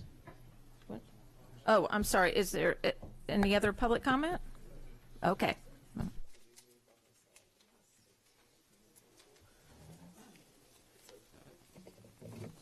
1 second here. All right. My name is Kevin Vasquez. I'm a senior at Chesapeake High School. I'm leader of the Axiom Club, backed by the Parent-to-Parent Organization and the Anne Arundel County Parent Coalition. Oftentimes these meetings seem to have the theme of that someone's voice is not being listened to and someone's not being heard. Or the ones I've been asked by board employees, how do we show them, being the public, that we're doing something? I was asked this question by the Associate Superintendent pertaining particularly to school safety, which seems to be the common theme of tonight. But before we answer that question, how about we ask this one? How does the board show it's listening to its parents, its teachers, and its students? The simple fact is, government needs to listen to its people to be successful. So today I've come to you not with a problem, but with a solution. Allow the Axiom Club to survey all schools in Anne Arundel County through our website for solutions regarding school safety. Let us survey teachers, parents, and students at high schools. Let us survey teachers, parents, and 8th graders at middle schools. And let us survey parents and teachers at elementary schools. And lastly, let us take reports from SROs. Let us make sure that we're listening to the boots on the ground to do what is best to protect our schools so that we may allocate appropriately the incoming additional funds for school safety. Let's listen to our county public schools. In conclusion, I've offered this board a very good solution, and in its wisdom, it should take me up on this offer. Thank you very much. We will take that under consideration. So, any other public comment? Okay. We will move on to consent items. Do I have a motion to bundle items 4.01 to 4.04? Okay. All those in favor? Okay. Do I have a motion to move these items from information to action? Second. All those in favor? Okay. Dr. Arlotto, your recommendation. Yes, ma'am. I recommend that the board approve the contracts as listed on tonight's agenda, 4.01 through 4.04. Okay. All right. Are there any board questions or comments? Is there any public comment? Okay. All those in favor of approving these? Motion passes. Item 5.01 is an action item, administrative personnel appointments. Do I have any board questions or comments? All those in favor? You want my recommendation? Oh, I'm sorry. Dr. Arlotto, your recommendation. Yes, ma'am. I recommend that the personnel listed on the attached sheet be promoted and or appointed. Okay. Do I have any board questions or comments? Okay. All those in favor? All right. Motion passes. Item 5.02 is personnel. Dr. Arlotto, your recommendation. Yes, ma'am. I recommend that the board approve the actions as stipulated on the attached sheets. Are there any board questions or comments? All those in favor? Okay, motion passes. All right, item 5.03 is Superintendent's recommendation on redistricting for Maryland City Elementary and MacArthur Middle School and Meade Middle School. Dr. Arlotto, your recommendation. Yes, ma'am. Bear with me as I read the recommendation once again into the record. I recommend that I concurred with the committee's recommendations to take effect school year 2018-2019 as shown on the attached exhibit. The Maryland City Elementary School boundary area should be redistricted from MacArthur Middle School to Meade Middle School. Rising 7th graders attending MacArthur Middle School living within the Maryland City Elementary School boundary are given the option to be grandfathered for the school year 2018-2019. Current 6th grade MYP and IB students from Maryland City Elementary boundary area should be given preference to continue the MYP IB program within MacArthur Middle School. Okay, are there any board questions or comments about this recommendation? Is there any public comment? Mr. Reinhardt. Thank you, Madam President. With regards to item number 5.03, Maryland City MacArthur Meade redistricting, for the public hearing, how many folks in the public came out to comment on this redistricting measure? None. How was the notice conveyed to the public that there would be a hearing? For the record, Chief Operating Officer Alex Shaknovich, it was disseminated in a variety of manners. It was sent out through ConnectEd, it was sent out through email, sent out through backpack flyers, it was posted on the school's social media pages, it was put out on our school district's website. There was coverage in the press. For example, the Capitol, the reporter just left here, had a story on it. So it's a multi-channel approach. There were also phone calls placed through the ConnectEd system. So the ConnectEd system does both phone calls, a web blast, and a text blast. So again, it's a multimedia, multi-channel distribution system. And how long has this notification practice been in place? It's been expanding over time. So with the advent of ConnectEd, it's expanded greater. So we've been with ConnectEd probably 6 years or so. Before that, so as our ability to expand the web of communication continues to grow, we take advantage of all of those. Back in the old days, we just took an ad in a newspaper, and created some flyers and handed them to kids. So, but nowadays technology allows us to reach a tremendous amount more individuals in a more timely and cost-effective manner. And the reason I'm asking is because of the concern voiced during public comment from one of our speakers that they weren't notified regarding one of the redistricting measures in the past for the Annapolis area. But it certainly sounds like plenty of notice was provided for these hearings. Are there any other board questions or comments? Any public comment? So all those in favor of the superintendent's recommendation on redistricting? Okay, motion passes. Item 5.04, Dr. Arlotto, your recommendation. Yes, ma'am. Please bear with me as I read the recommendation again into the record, that I concurred with the committee's recommendation to take effect in school year 2020-2021 with respect to redistricting kindergarten students from Ferndale Early Education Center to George Cromwell Elementary School and Hilltop Elementary School pre-K students to Ferndale. I recommend the redistricting students living on Sowers Lane and Vista Avenue from George Cromwell Elementary School to Hilltop Elementary School effective school year 2020-2021 as shown in Exhibit 1. The rising fourth graders in school year 2020-2021 will be given the option to remain at George Cromwell for one school year. Mr. Gilliland. Thank you, Madam President, and again, thank you for this.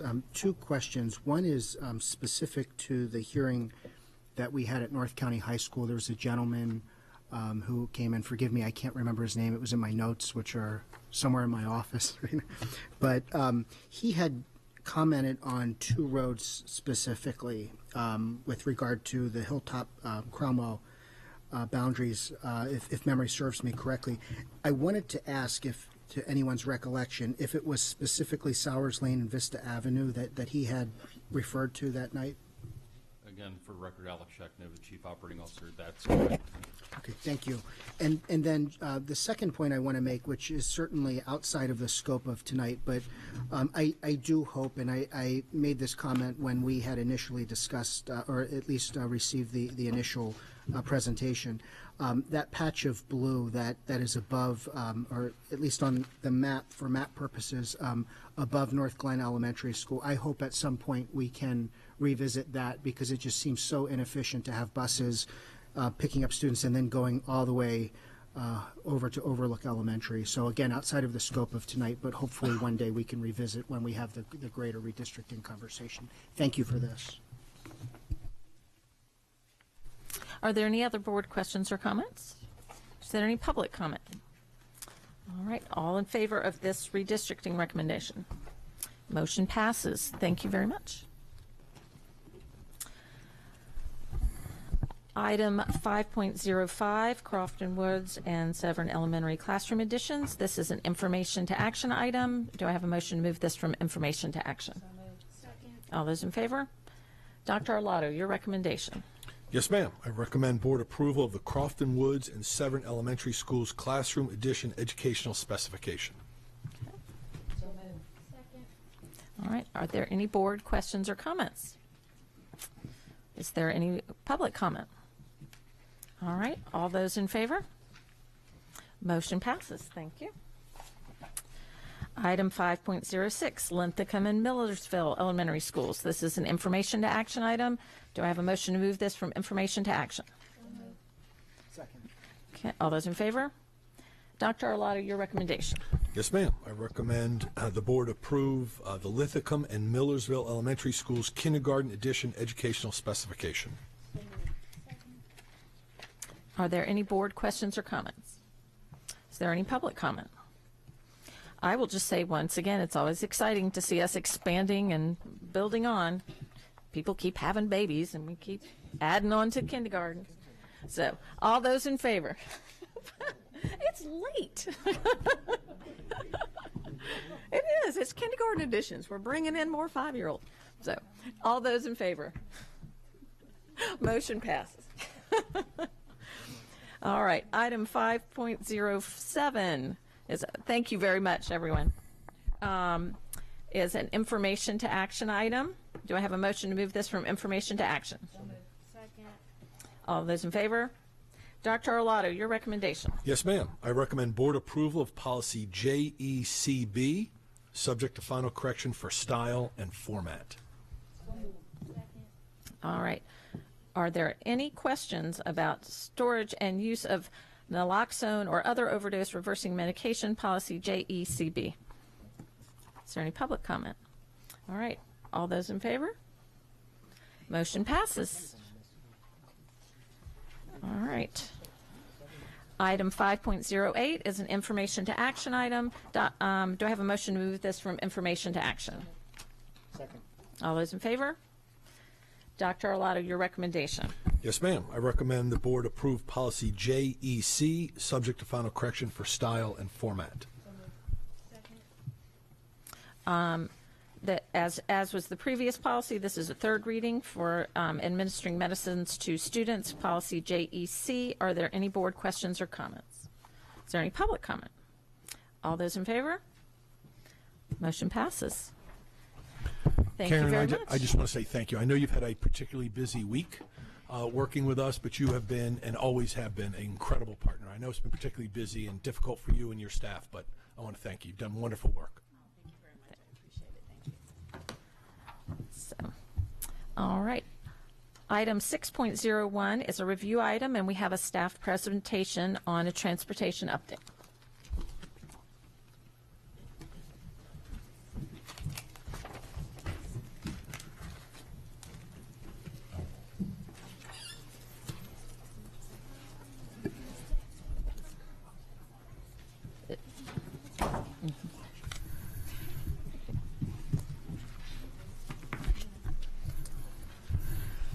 President Hummer, Vice President Gilliland, members of the board, Dr. Arlotto. My name is Les Douglas, and I'm the Supervisor of Transportation. Thank you for the opportunity to provide this update tonight.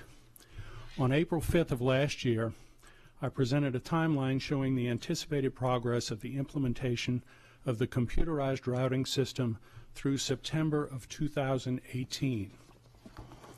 Shortly after that date, the Transportation Office was also tasked with implementing transportation to accommodate a complete shift of all school start times and dismissal times, a complete redistricting of Annapolis elementary and middle schools, the addition of approximately 1,550 new students to the school system for the 2017-2018 school year, and the opening of a new contract school in Annapolis. The planning, implementation, and resolution of issues resulting from these changes consumed a tremendous amount of Transportation Office manpower and resources from approximately the beginning of June through the end of November of last year.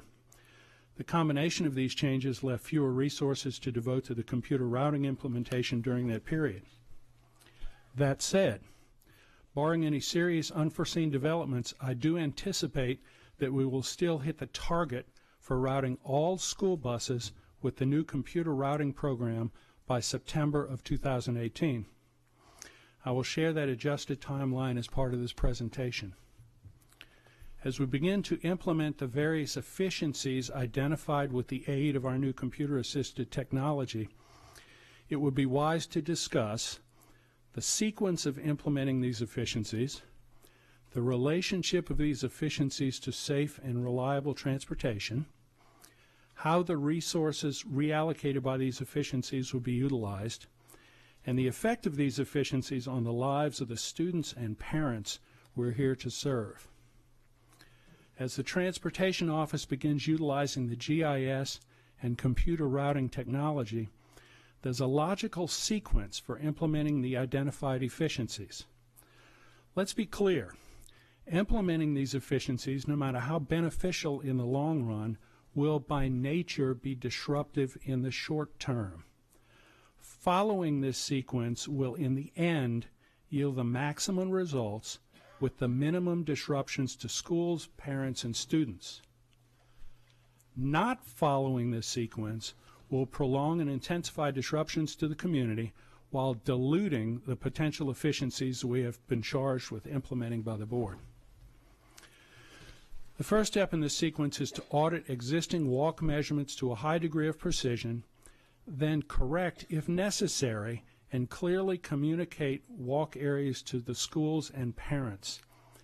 It will be impossible to accurately identify those students eligible for bus service unless we accurately identify and communicate to schools and parents those students who are not eligible for bus transportation by board policy and regulation.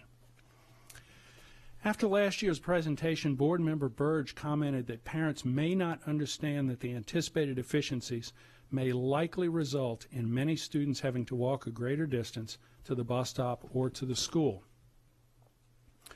Now, these walk zone audits, in most cases, will confirm existing measurements, but in some cases they will capture additional homes in the walk zone or move homes from the walk zone to the transported area. The Transportation Office is currently preparing walk area maps to be posted on school websites, as well as poster-sized maps to be housed in each school, along with a complete address list for school staff to reference at the schools. These audits are being completed and will be communicated to schools and parents as they are finished.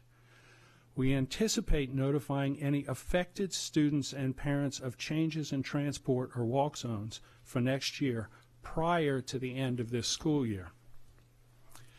Concurrent with cleaning up and communicating the walk zones to parents and schools, will be auditing and, if necessary, changing bus lot and depot assignments to minimize the distance buses have to travel to and from the first student pickups and last student drop-offs. The next two logical steps in the sequence to be carried out concurrently will be to eliminate route overlap, bus stop duplications, and excessive stops, then to optimize for efficiency the bus stop sequences. The last step would be to optimize the combination of trips assigned to each bus. This step is referred to as route tiering or route optimization. We anticipate this taking place for the 2019-2020 school year. Let me emphasize this point again. Attempting this last step prior to cleaning up the preceding inefficiencies will yield minimum results with maximum disruptions. Excuse me. Within the school transportation field, providing safe, reliable, efficient, and economical transportation is the undisputed and ultimate goal. Viewing these four separate and independent goals will usually result in poor decision-making and unsatisfactory outcomes. Considering these components in isolation all too often result in a compromise of safety, reliability, or both. However, if the areas are recognized as four integrated components of one overreaching goal, a successful balance of the components can reasonably lead to a healthy and responsive transportation system. Let's take a minute to examine the relationship between the various components. It should be obvious that efficiency and economy overlap quite a bit. In most cases, these two components move together. The most efficient alternative is also the most economical alternative. An increase in efficiency, or how well we use our resources, will positively impact economy, or how much we can save by using those resources efficiently. Likewise, a decrease in efficiency will negatively impact economy. All other things being equal, an increase in efficiency hits two birds with one stone. But economic and efficiency decisions will also often affect the reliability of routes. As a hypothetical example, consider this. If there's an economic decision to decrease driver salaries, absenteeism and driver turnover will go up. This will result in routes and stops being serviced by substitute drivers or not serviced at all. Substitute drivers are not as reliable at hitting the target times for bus stops, leaving students standing at stops longer. This economic decision could certainly have a negative impact on day-to-day reliability. Which brings us to the consideration of safety. Safety should be the overriding consideration in all transportation decisions, from driver training to vehicle purchase to bus routing.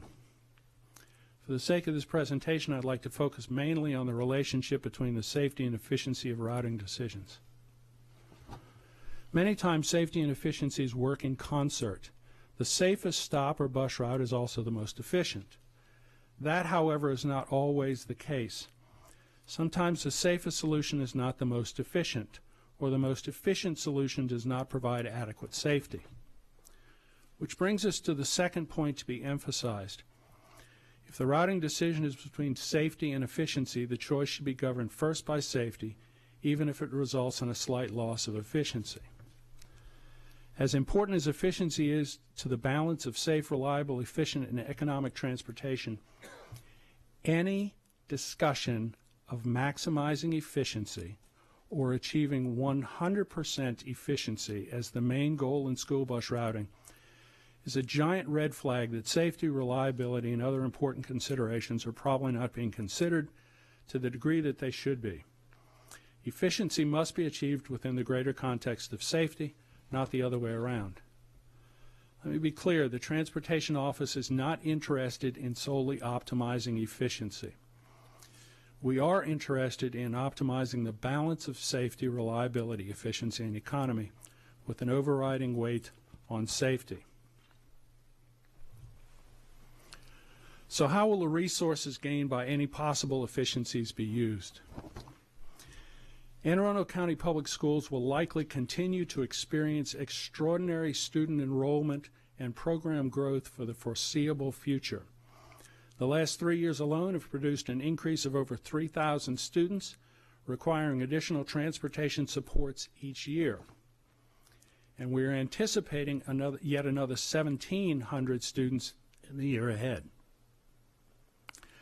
It is the professional opinion of the Transportation Office staff, with a total of over 200 years of routing experience in both manual and computer systems, that any resources allocated through these efficiencies would be needed to help accommodate this ongoing rapid enrollment and program growth.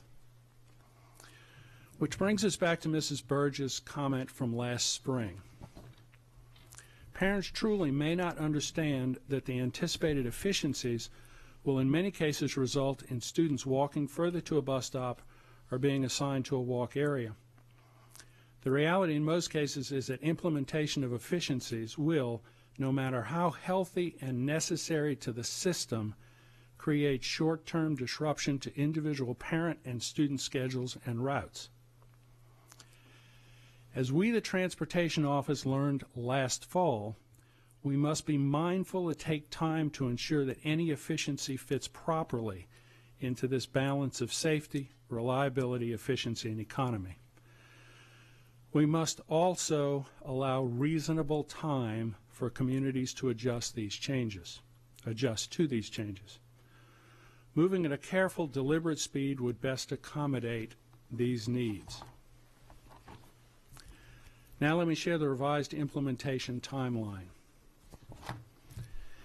In preparing to launch the new routing system, we must keep in mind that at its core, it's the system used to effectively communicate to contractors and drivers the start-of-year routes and 2,500 route changes made each year. Creating and disseminating these route sheets and other routing reports to contractors and drivers will be a crucial step in implementing a smooth launch.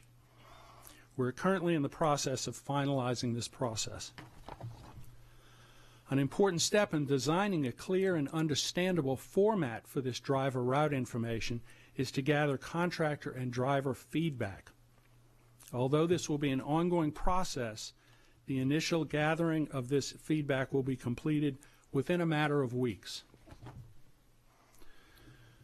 With the redistricting of the Annapolis elementary schools last year, several walk areas were affected. This necessitated beginning the walk area maps earlier than originally anticipated. As stated earlier, we anticipate notifying any affected students and parents of changes in transport or walk zones for next year prior to the end of this school year. In addition to communicating routing information to contractors and drivers, school staff must also have access to routing information. To facilitate a smooth launch, it's the goal of the Transportation Office to, as much as possible, make the change to the new system as invisible as possible to the clerical staff at each school.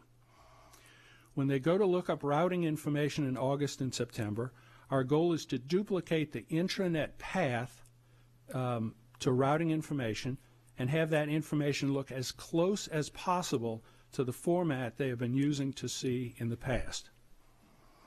If there are minor changes in the intranet path,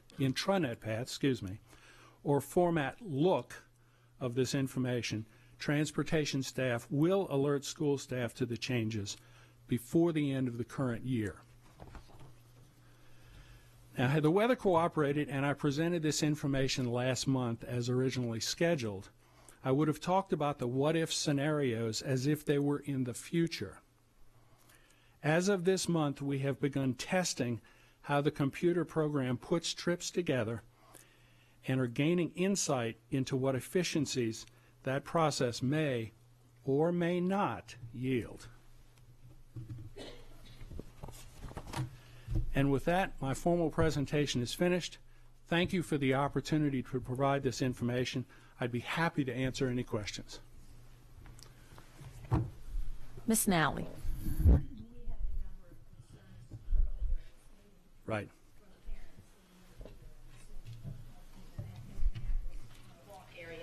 And I understand you're saying that you will notify parents before the end of the school year. I think I would like, as a board member, to know way ahead of time, as even sooner. Sure. Because we are going to need to be able to address those concerns of those parents, and also look at, when I look at your 4 points, the safety and all of those things that will be taken into effect. Well, and if you notice, and it might have been more subtle than it should have been, but I did address the fact that last fall we need to look at that. One other thing I'd like to bring up, obviously I'm presenting to the board. It's being televised. I'm also presenting to the community. When I talked about the 4 areas, I want to make it clear, we're also setting down officially what we as a department need to look at. So not only am I presenting out to the board and to the community, I'm presenting into the department so that we make it very, very clear that that's how we should focus our attentions as we go through these efficiencies. Now, do I also understand you to say that you would like for the Transportation Office to give you a list of the 4 or 5 areas that will be increasing the walk areas as soon as possible? Because we're preparing those letters over the next couple of weeks to actually go out to those areas. Well, I guess what I'm saying is I don't want to be surprised and have 5,000 people show up, and we're already talking about walking that area and looking into those areas of concern. So I guess before those letters go out, we would like, I'm just speaking as one board member, but I would really like to be able to look at some of the areas that are most problematic, that especially the one that Sure. was talked about earlier, and I'm sure there may be a few others. Well, and I also want to apologize to the board because last fall, we feel confident that these walk areas should be included.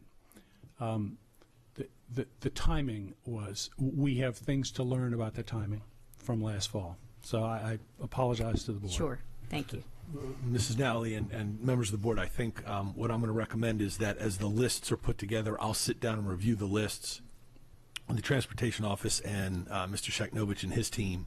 After I've had a chance to review the lists, I'll review them with the board president, and then she can share it as appropriate.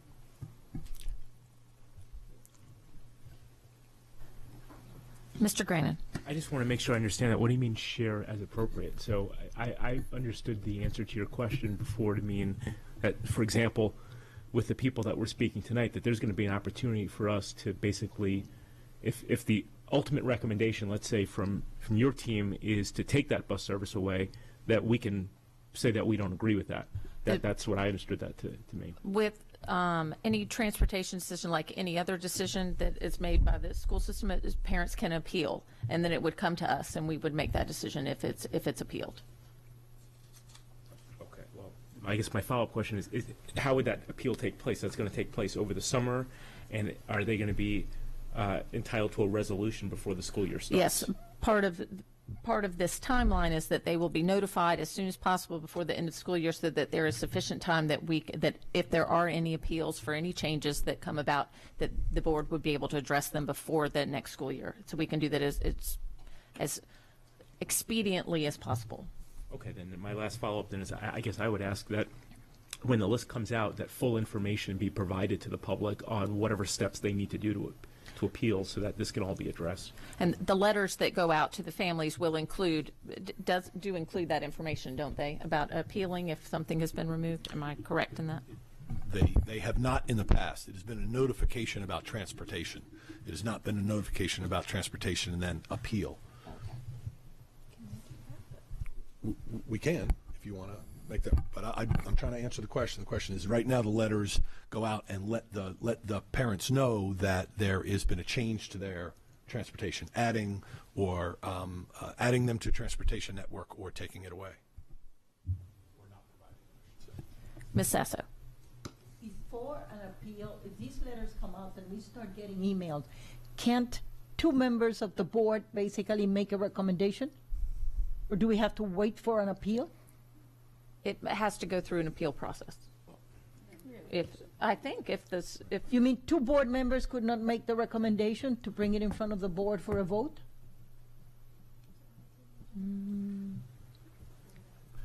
I believe the board, and I'm not the expert. You'll have to get your counsel to counsel you on this, but you're going to need a vote of the board to override board policy. The transportation that is going to be provided and sent out will be following board policy. And so to override board policy, which is what I'm hearing the board talk about, making changes, that will have to go to a board vote. So, I don't understand. What we're saying is the board has a policy that the transportation basically makes these recommendations, or the transportation makes the decisions? Transportation makes the decisions that for any routes that would come that fall within board policy. So we have our transportation policies that outlines who rides and who rides, what's considered a safety hazard and things like that. If they will present things, Dr. Arlotto will present things that follow board policy. If we want to consider overriding board policy on any specific cases, that would be considered an appeal, and that would need to come before the board. Mr. Gilliland. Thank you, Madam President. And thank you, Mr. Douglas, for this presentation tonight. I love the moving slides there. That works well for me. Thank Mr. Gray for the visuals. And I also got a note from Mrs. Bird. She said hi and thank you for answering her questions. Given some of the changes that may be occurring based on the data and some of the data outcomes and some of the efficiencies, and certainly, again, highlighting what you had noted with regard to safety being paramount. Now seems to be an opportune time to review our transportation policies to ensure that they reflect best practices. If there's no board objection, I would like to request that Ms. Sasso, as chairman of the Policy Committee, and Dr. Arlotto's staff include a review of transportation policies for an upcoming Policy Committee meeting. So moved. Second. All those in favor?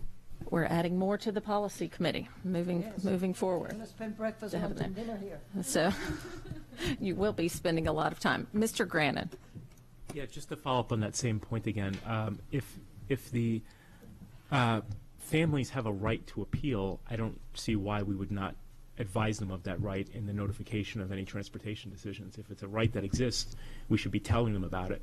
And our communications are, designed to give the public full information about their rights, not for, our convenience and that kind of thing. So if this is the appropriate form, I think that language should be in those notification letters, particularly in view of what we heard today. And I I'm not certain who can answer this who would answer this appropriately. I believe that walking further to a bus stop is not an override of board policy, so that would not necessarily be something to appeal, but removal of a bus stop or taking away bus service would be, because that falls under board policy. Am I correct on that, Mr. Bennett? Sorry, we're calling Mr. Bennett up.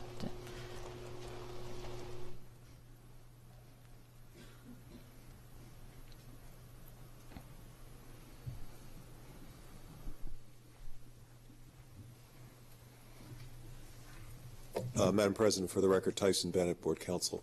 If the board takes action to establish something or to change something and takes a vote in an environment such as this, almost all of those are appealable.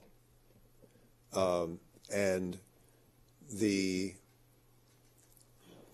past practice would indicate that it is almost always important to include the community in any significant changes that are going to take place, so that the community knows about potential changes before it comes to the board for a vote. In other words, to give people an opportunity to come and express their opinions to the board, so that the board can gather all of that information when making its final decision. Now, some of these transportation changes are not things that we would vote on. For instance, a longer walk to a bus stop. That's not something we would vote on, but that would still would still be appealable for a parent. It would barely depend on if that were a superintendent's decision, it could be appealed to the board. If it is done at a lower level, I'd have to look at exactly what was done by whom under what circumstances. Some of those kinds of things are appealable, some are not. So that's a no answer to your question. That's as close as I can get to an answer. Thank you, Mr. Bennett. Ms. Sasso. Ms. Korbelak. I just had a question. Are the letters going to be going out electronically through email, or are they going to be paper copies? No, they're paper copies. Okay. We were going to suggest you just link to the policy in the electronic letter. But the policy can be included in the letter. Yeah. But the link to it. Right. Mr. Reinhardt. Thank you, Madam President. So in a typical year, before we have started implementing the bus routing software, in a typical year, how many stops are typically no longer serviced? You mean because of adding students to a walk area, or because we eliminate a stop? Correct. So when we were doing it analog, right? So typically, but let's not confuse that. Whether we do it analog or by the computer, the process is basically going to be the same. And I'm glad you brought that question up, because in the presentation it makes it sound like we're going to be withdrawing quite a few stops, and in fact there's the potential for that to happen. Unfortunately, the public narrative has been to run a more efficient transportation system, and it has been alluded to that you need to pull all of these stops out. Changing stops it has to be done at the micro level, one stop at a time, because the safety of each stop has different components. One stop might be unsafe because there are too many kids at the stop and they're all running out in the street. Another stop might be unsafe because it's difficult to get to the stop. Literally, every stop has its own characteristic. So for us to use a computer program to look at a screen and say, let's pull all of these out, you're not seeing the important information. So we have concerns about going beyond the fact that it would gridlock our office, it would gridlock Mr. Shegnovich's office, it would gridlock your meetings, if we did all of these at one time, it also wouldn't be the safest way to do it. We need to literally look at each stop and say, is it safe to pull that one back out? Now, that can be done fairly quickly, but they need to be looked at individually. We can't do this wholesale. It can't be a micro or a macro decision. It has to be done at the micro level, one stop at a time. Now, to answer your original question, how many do we normally do? Minimal amount. Minimal. But we also have quite a few inefficient bus routes because of the fact that we're going back into areas that really they can walk out to a bus stop. Now, if I can, and stop me if I go on too long here, but the other issue here is we spend between a quarter and a third of our man hours fighting not putting stops back in, and we all know how that goes. Somebody requests a stop to be put further back in the community, and if we don't do it, they say, okay, I'm going to call all of my friends, and we'll all call you. So then we have our phones tied up with 20 people. Then we still fight it and say, no, we're not going back further. Then it is appealed higher and higher, and at each one of those, fighting not to add stops takes up a tremendous amount of manpower. Now, if we're talking about pulling stops out, that's sobering thought. But so, and Frederick County did this about 10 years ago, and it did take. And I'm not saying whether it's right or wrong. I just want to tell you what happened. It took a tremendous resolve on the part of the board because it hit the board like a ton of bricks. And the board said, no, this is what we're going to do. We're pulling those stops out. But I just want to caution what we're talking about here. We've seen today about a one walk area, not pulling 100 bus stops. And I'll add, Mr. Reiner, Mr. Bennett walked away, but I'm sure he would offer the same advice. Whatever processes you utilize to analyze these appeals are going to have to be consistent. It can't be because you're in one zip code or another zip code. It can't be your policy doesn't speak the farms. That's not something to take into consideration. It can't be because somebody screams and somebody doesn't. Whatever algorithm you decide, if you're not consistent, you're going to be accused of being arbitrary or capricious or irrational in your decision-making process. So as you prepare for this onslaught of appeals, you better be prepared for a very standard rubric that the board's going to use to analyze these in a very, very consistent manner, because you could be challenged further than that. And that certainly is one of the challenges that we faced with the two parent groups that have come and spoken at our meetings so far. With trickling out the changes, it's especially with the I hesitate to call them early adopters, but we were faced with being able to say, trust us, we're going to have many different groups of people from all walks of life that are going to be faced with similar challenges. And we will add stops as part of this program, and we will also remove stops as part of this program. But for this initial wave, as it's trickling out one by one, it is hard to look at the parents and say, everyone is going to feel the pinch. Now it's going to be one big wave, really. Yeah, I know. Anyway, so with my final question, in a typical year, do we find that more students in Anne Arundel County are receiving transportation services year over year? Are more and more kids riding our buses? No, I mean, the percentage is about the same. So the percentage of the total is about the same. So as our population grows, we're transporting more youngsters each and every day, but the percentage of those transported is not.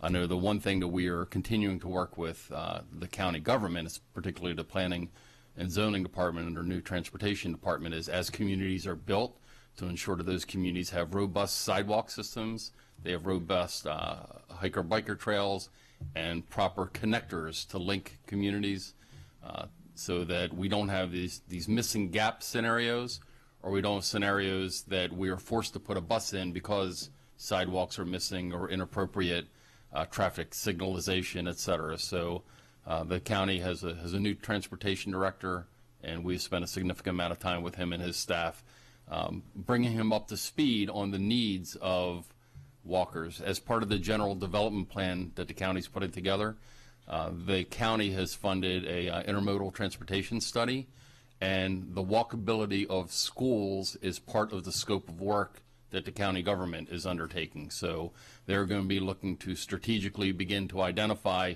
within those 1 mile elementary school zones and within the 1.5 mile secondary school zones what infrastructure, and by infrastructure again I'm talking about sidewalks, bike lanes, ADA depressed curbs, crossing signals, etc.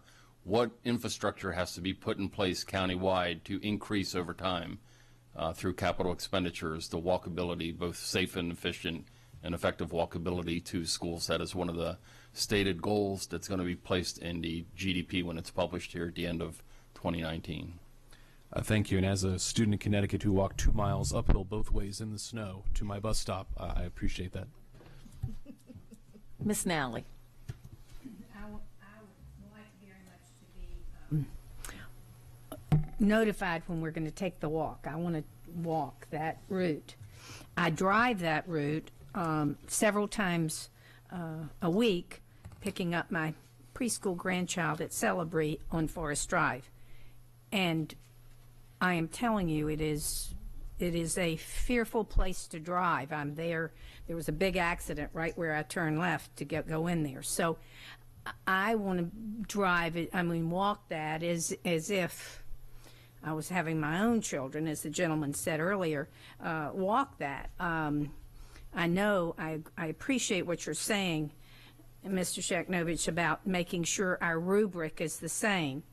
And I think that in any rubric, as we look at policy or whatever, that we will look at, carefully look at, and I know Mrs. Hummer said there are other areas in the county, there are busy roads and that, but the combination of effects in that area, when you talk about 150 students, and I want to, as I'm walking it, think about 150 students walking together, and the community problems in terms of certain groups not getting along, the safety issues. I think all of that, I think from your slides, we need to look at all of those circumstances. A lot comes to play, and maybe it does in other areas too, but in that particular area, a lot comes to play in addition to just that straight walk. It's not walking up and it's walking down. I've seen terrible, terrible accidents. I know how they speed. I'm just trying to picture 150 kids walking along. I want to see it, I want to walk it, and I would have I would really think that that's a rubric we could look at if there are other hot spots. The good news is you get your 10,000 steps into summer and more. That's right. May I clarify? My Fitbit. Right. May I clarify one point? There are, and this is neither here nor there from the larger debate, but in fact there are 60 students, not 150. So I just need to clarify that point. I know 150 has been used. 150 was just kind of amazing. Right. No, it's 60 middle school students that are being added to the walk area. So just to clarify that one point. Yes. Mr. Gilliland. Thanks again, Madam President. Just to clarify, not to belabor the point because it's getting late, but going back in your earlier part of your presentation when you had sort of the timeline fleshed out. Yes. My question is really about the notifications. I know there will be some dialogue potentially, but my concern is if those notifications are going out over the summer months, when people are on vacation, they may get back after a 2-week trip, and then there's a letter that, I just want to make sure that communication is going out well in advance to avoid vacation season, as well as we start to operate on a one meeting a month schedule, and then that starts Before to. school is out, I think he said. Yeah. Based on what happened last fall, the parameters were set so that, in fact, we will not add a walk area. If we determine there's a walk area during the year, we will wait until the end of the year to notify prior to school letting out. Thank you. In writing that we'll change the walk areas at the beginning of the following school year, and we're going to set that down as a protocol, so that last fall doesn't happen again. And Ms. Nally, as things you brought up, as Mr. Gilliland put forward, that we would have the policy committee look at our transportation things and see if they include everything that we want to include when we look at routes, because Mr. Douglas and his team are tasked with following the policies that we have set. So if the policy committee needs to look and see if there are things in that we want to change. So that will be on the agenda moving forward, to take a look at that as part of this whole program that we're doing, is to make sure and look at it in all ways. Dr. Arlotto. Which we will certainly follow your lead on that and bring it forward to the policy committee. I do want to warn and caution the board that if policy is changed, then that will change the parameters that are built into the software system. And if you change the parameters software system, that will change the timeline. So if you change walk routes, if you change walk distances, for example, or any of the other components, that will change the parameters and then therefore change the runs. So that could change the timelines in when the team will then be able to get the routes completed, go back and recheck now new bus stops that weren't being utilized the first time in the first run. So understand that there will be some domino impact to the negative side of when this will be up and running if policy is changed. And Dr. Arlotto, just to elaborate one step further, for example, if you change the walk distance from 1.5 miles to 1.25 miles, that's 7,000 more students, so we're going to be transporting. So we're going to have to buy the buses, find the drivers, et cetera, to do that. So for every incremental change to the policy, we're going to aggregate more students potentially to have eligibility. Conversely, if you change it from 1.5 miles to 2 miles, then we can eliminate more bus stops and save on further transportation costs. So it works in both directions depending on what the parameters are. Mr. Grannon. Okay, I just want to be abundantly clear for me and for everyone that's watching. The policy, as I understand it, is the result is a presumption. That presumption can be rebutted for any number of reasons, including safety and all kinds of other concerns. And you all have actually not made a decision yet about the stop that we heard so much about tonight, right? You may very well take into account all of those things and say, even though it's just 1.3 miles, we're taking into account, and I think I understood your comments before, but land is unique. A stretch of 1 mile here is not equal to a stretch of 1 mile someplace else. And if a stretch here has traffic and a stretch here has traffic, that's something to consider. But if a stretch here has traffic and gang activity and a history of accidents and a methadone clinic, that starts to tip the scales. So we may not have to vote on this because you all may make the, sounds like to me is what the right decision is, to not to take that bus stop away, but you haven't gotten there yet. That's all I'm saying, right? It has not been, that decision has not been made yet. Correct. Okay. Correct. Ms. Nally.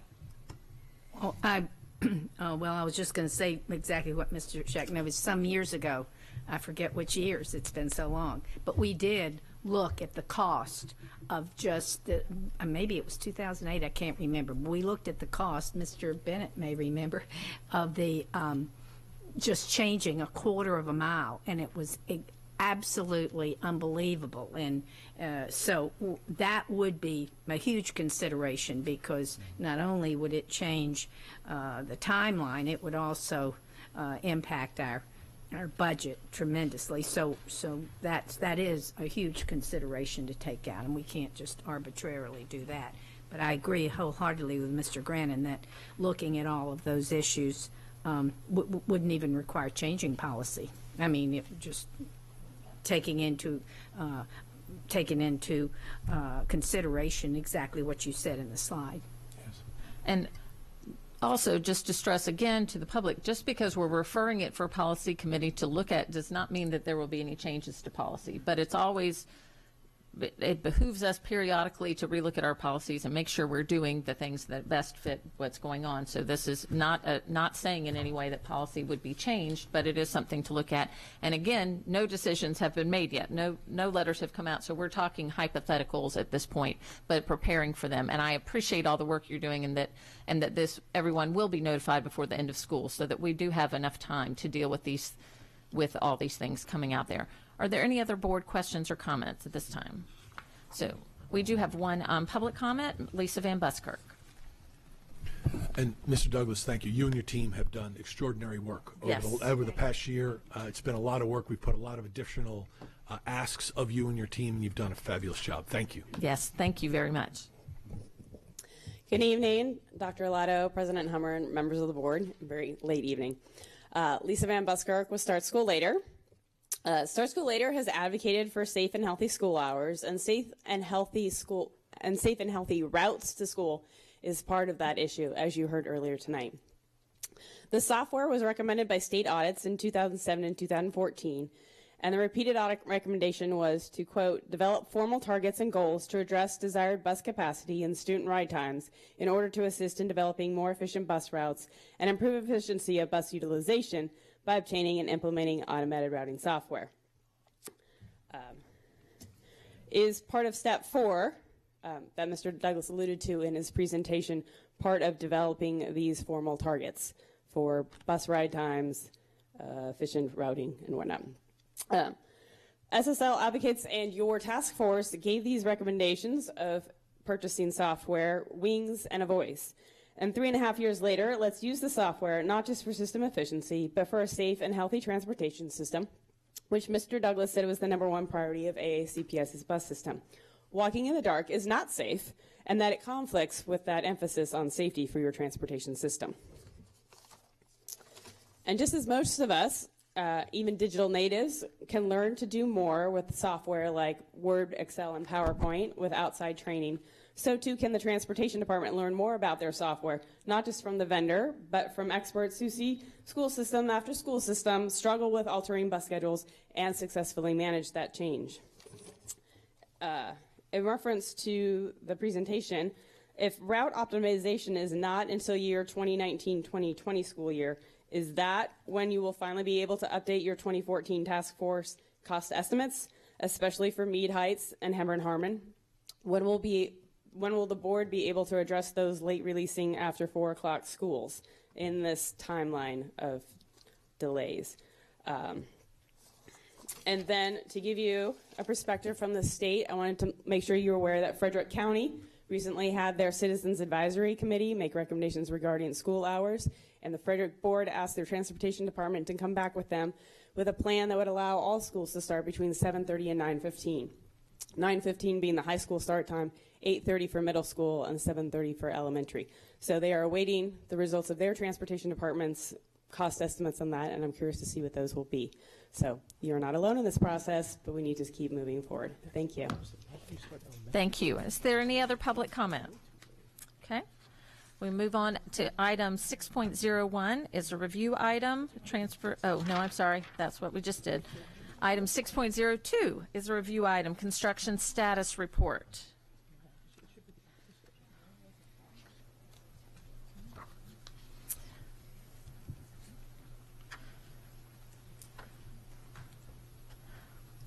So, are there any questions or comments regarding the construction update report, status report? Ms. Nally. Just checking on Arnold. How are they doing? They're coming along. I drove by, and it's looking great. But are we still on tap to, what is the move-in? The occupancy is August 2018? 19. It's not this year. Okay, correct. Good. I was getting a little worried when I drove by the other day. I thought, I don't think this is going to be working. Okay, thank you. Are there any other questions or comments? Is there any public comment? Okay. Thank you very much. It's all moving along very well. Lots of things happening.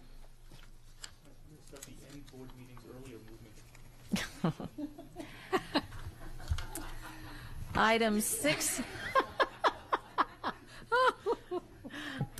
Item 6.03 is a review item, the monthly financial status report.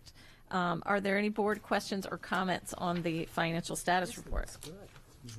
So, are there any public comments? So that we don't have anything for you. Happy birthday, Mr. Stansky. I saw signs all over the building. They were plastered everywhere for Mr. Stansky. So, All right. So that it brings us to the end of our meeting. The next general board meeting will be Wednesday, May 2nd at 10 a.m. The next policy meeting is Wednesday, May 9th at 1 p.m. The next budget committee meeting is Wednesday, May 16th at 5 p.m. Mr. Gilliland. Thank you, Madam President. I move that the board stand adjourned. Second. All those in favor? Meeting is adjourned.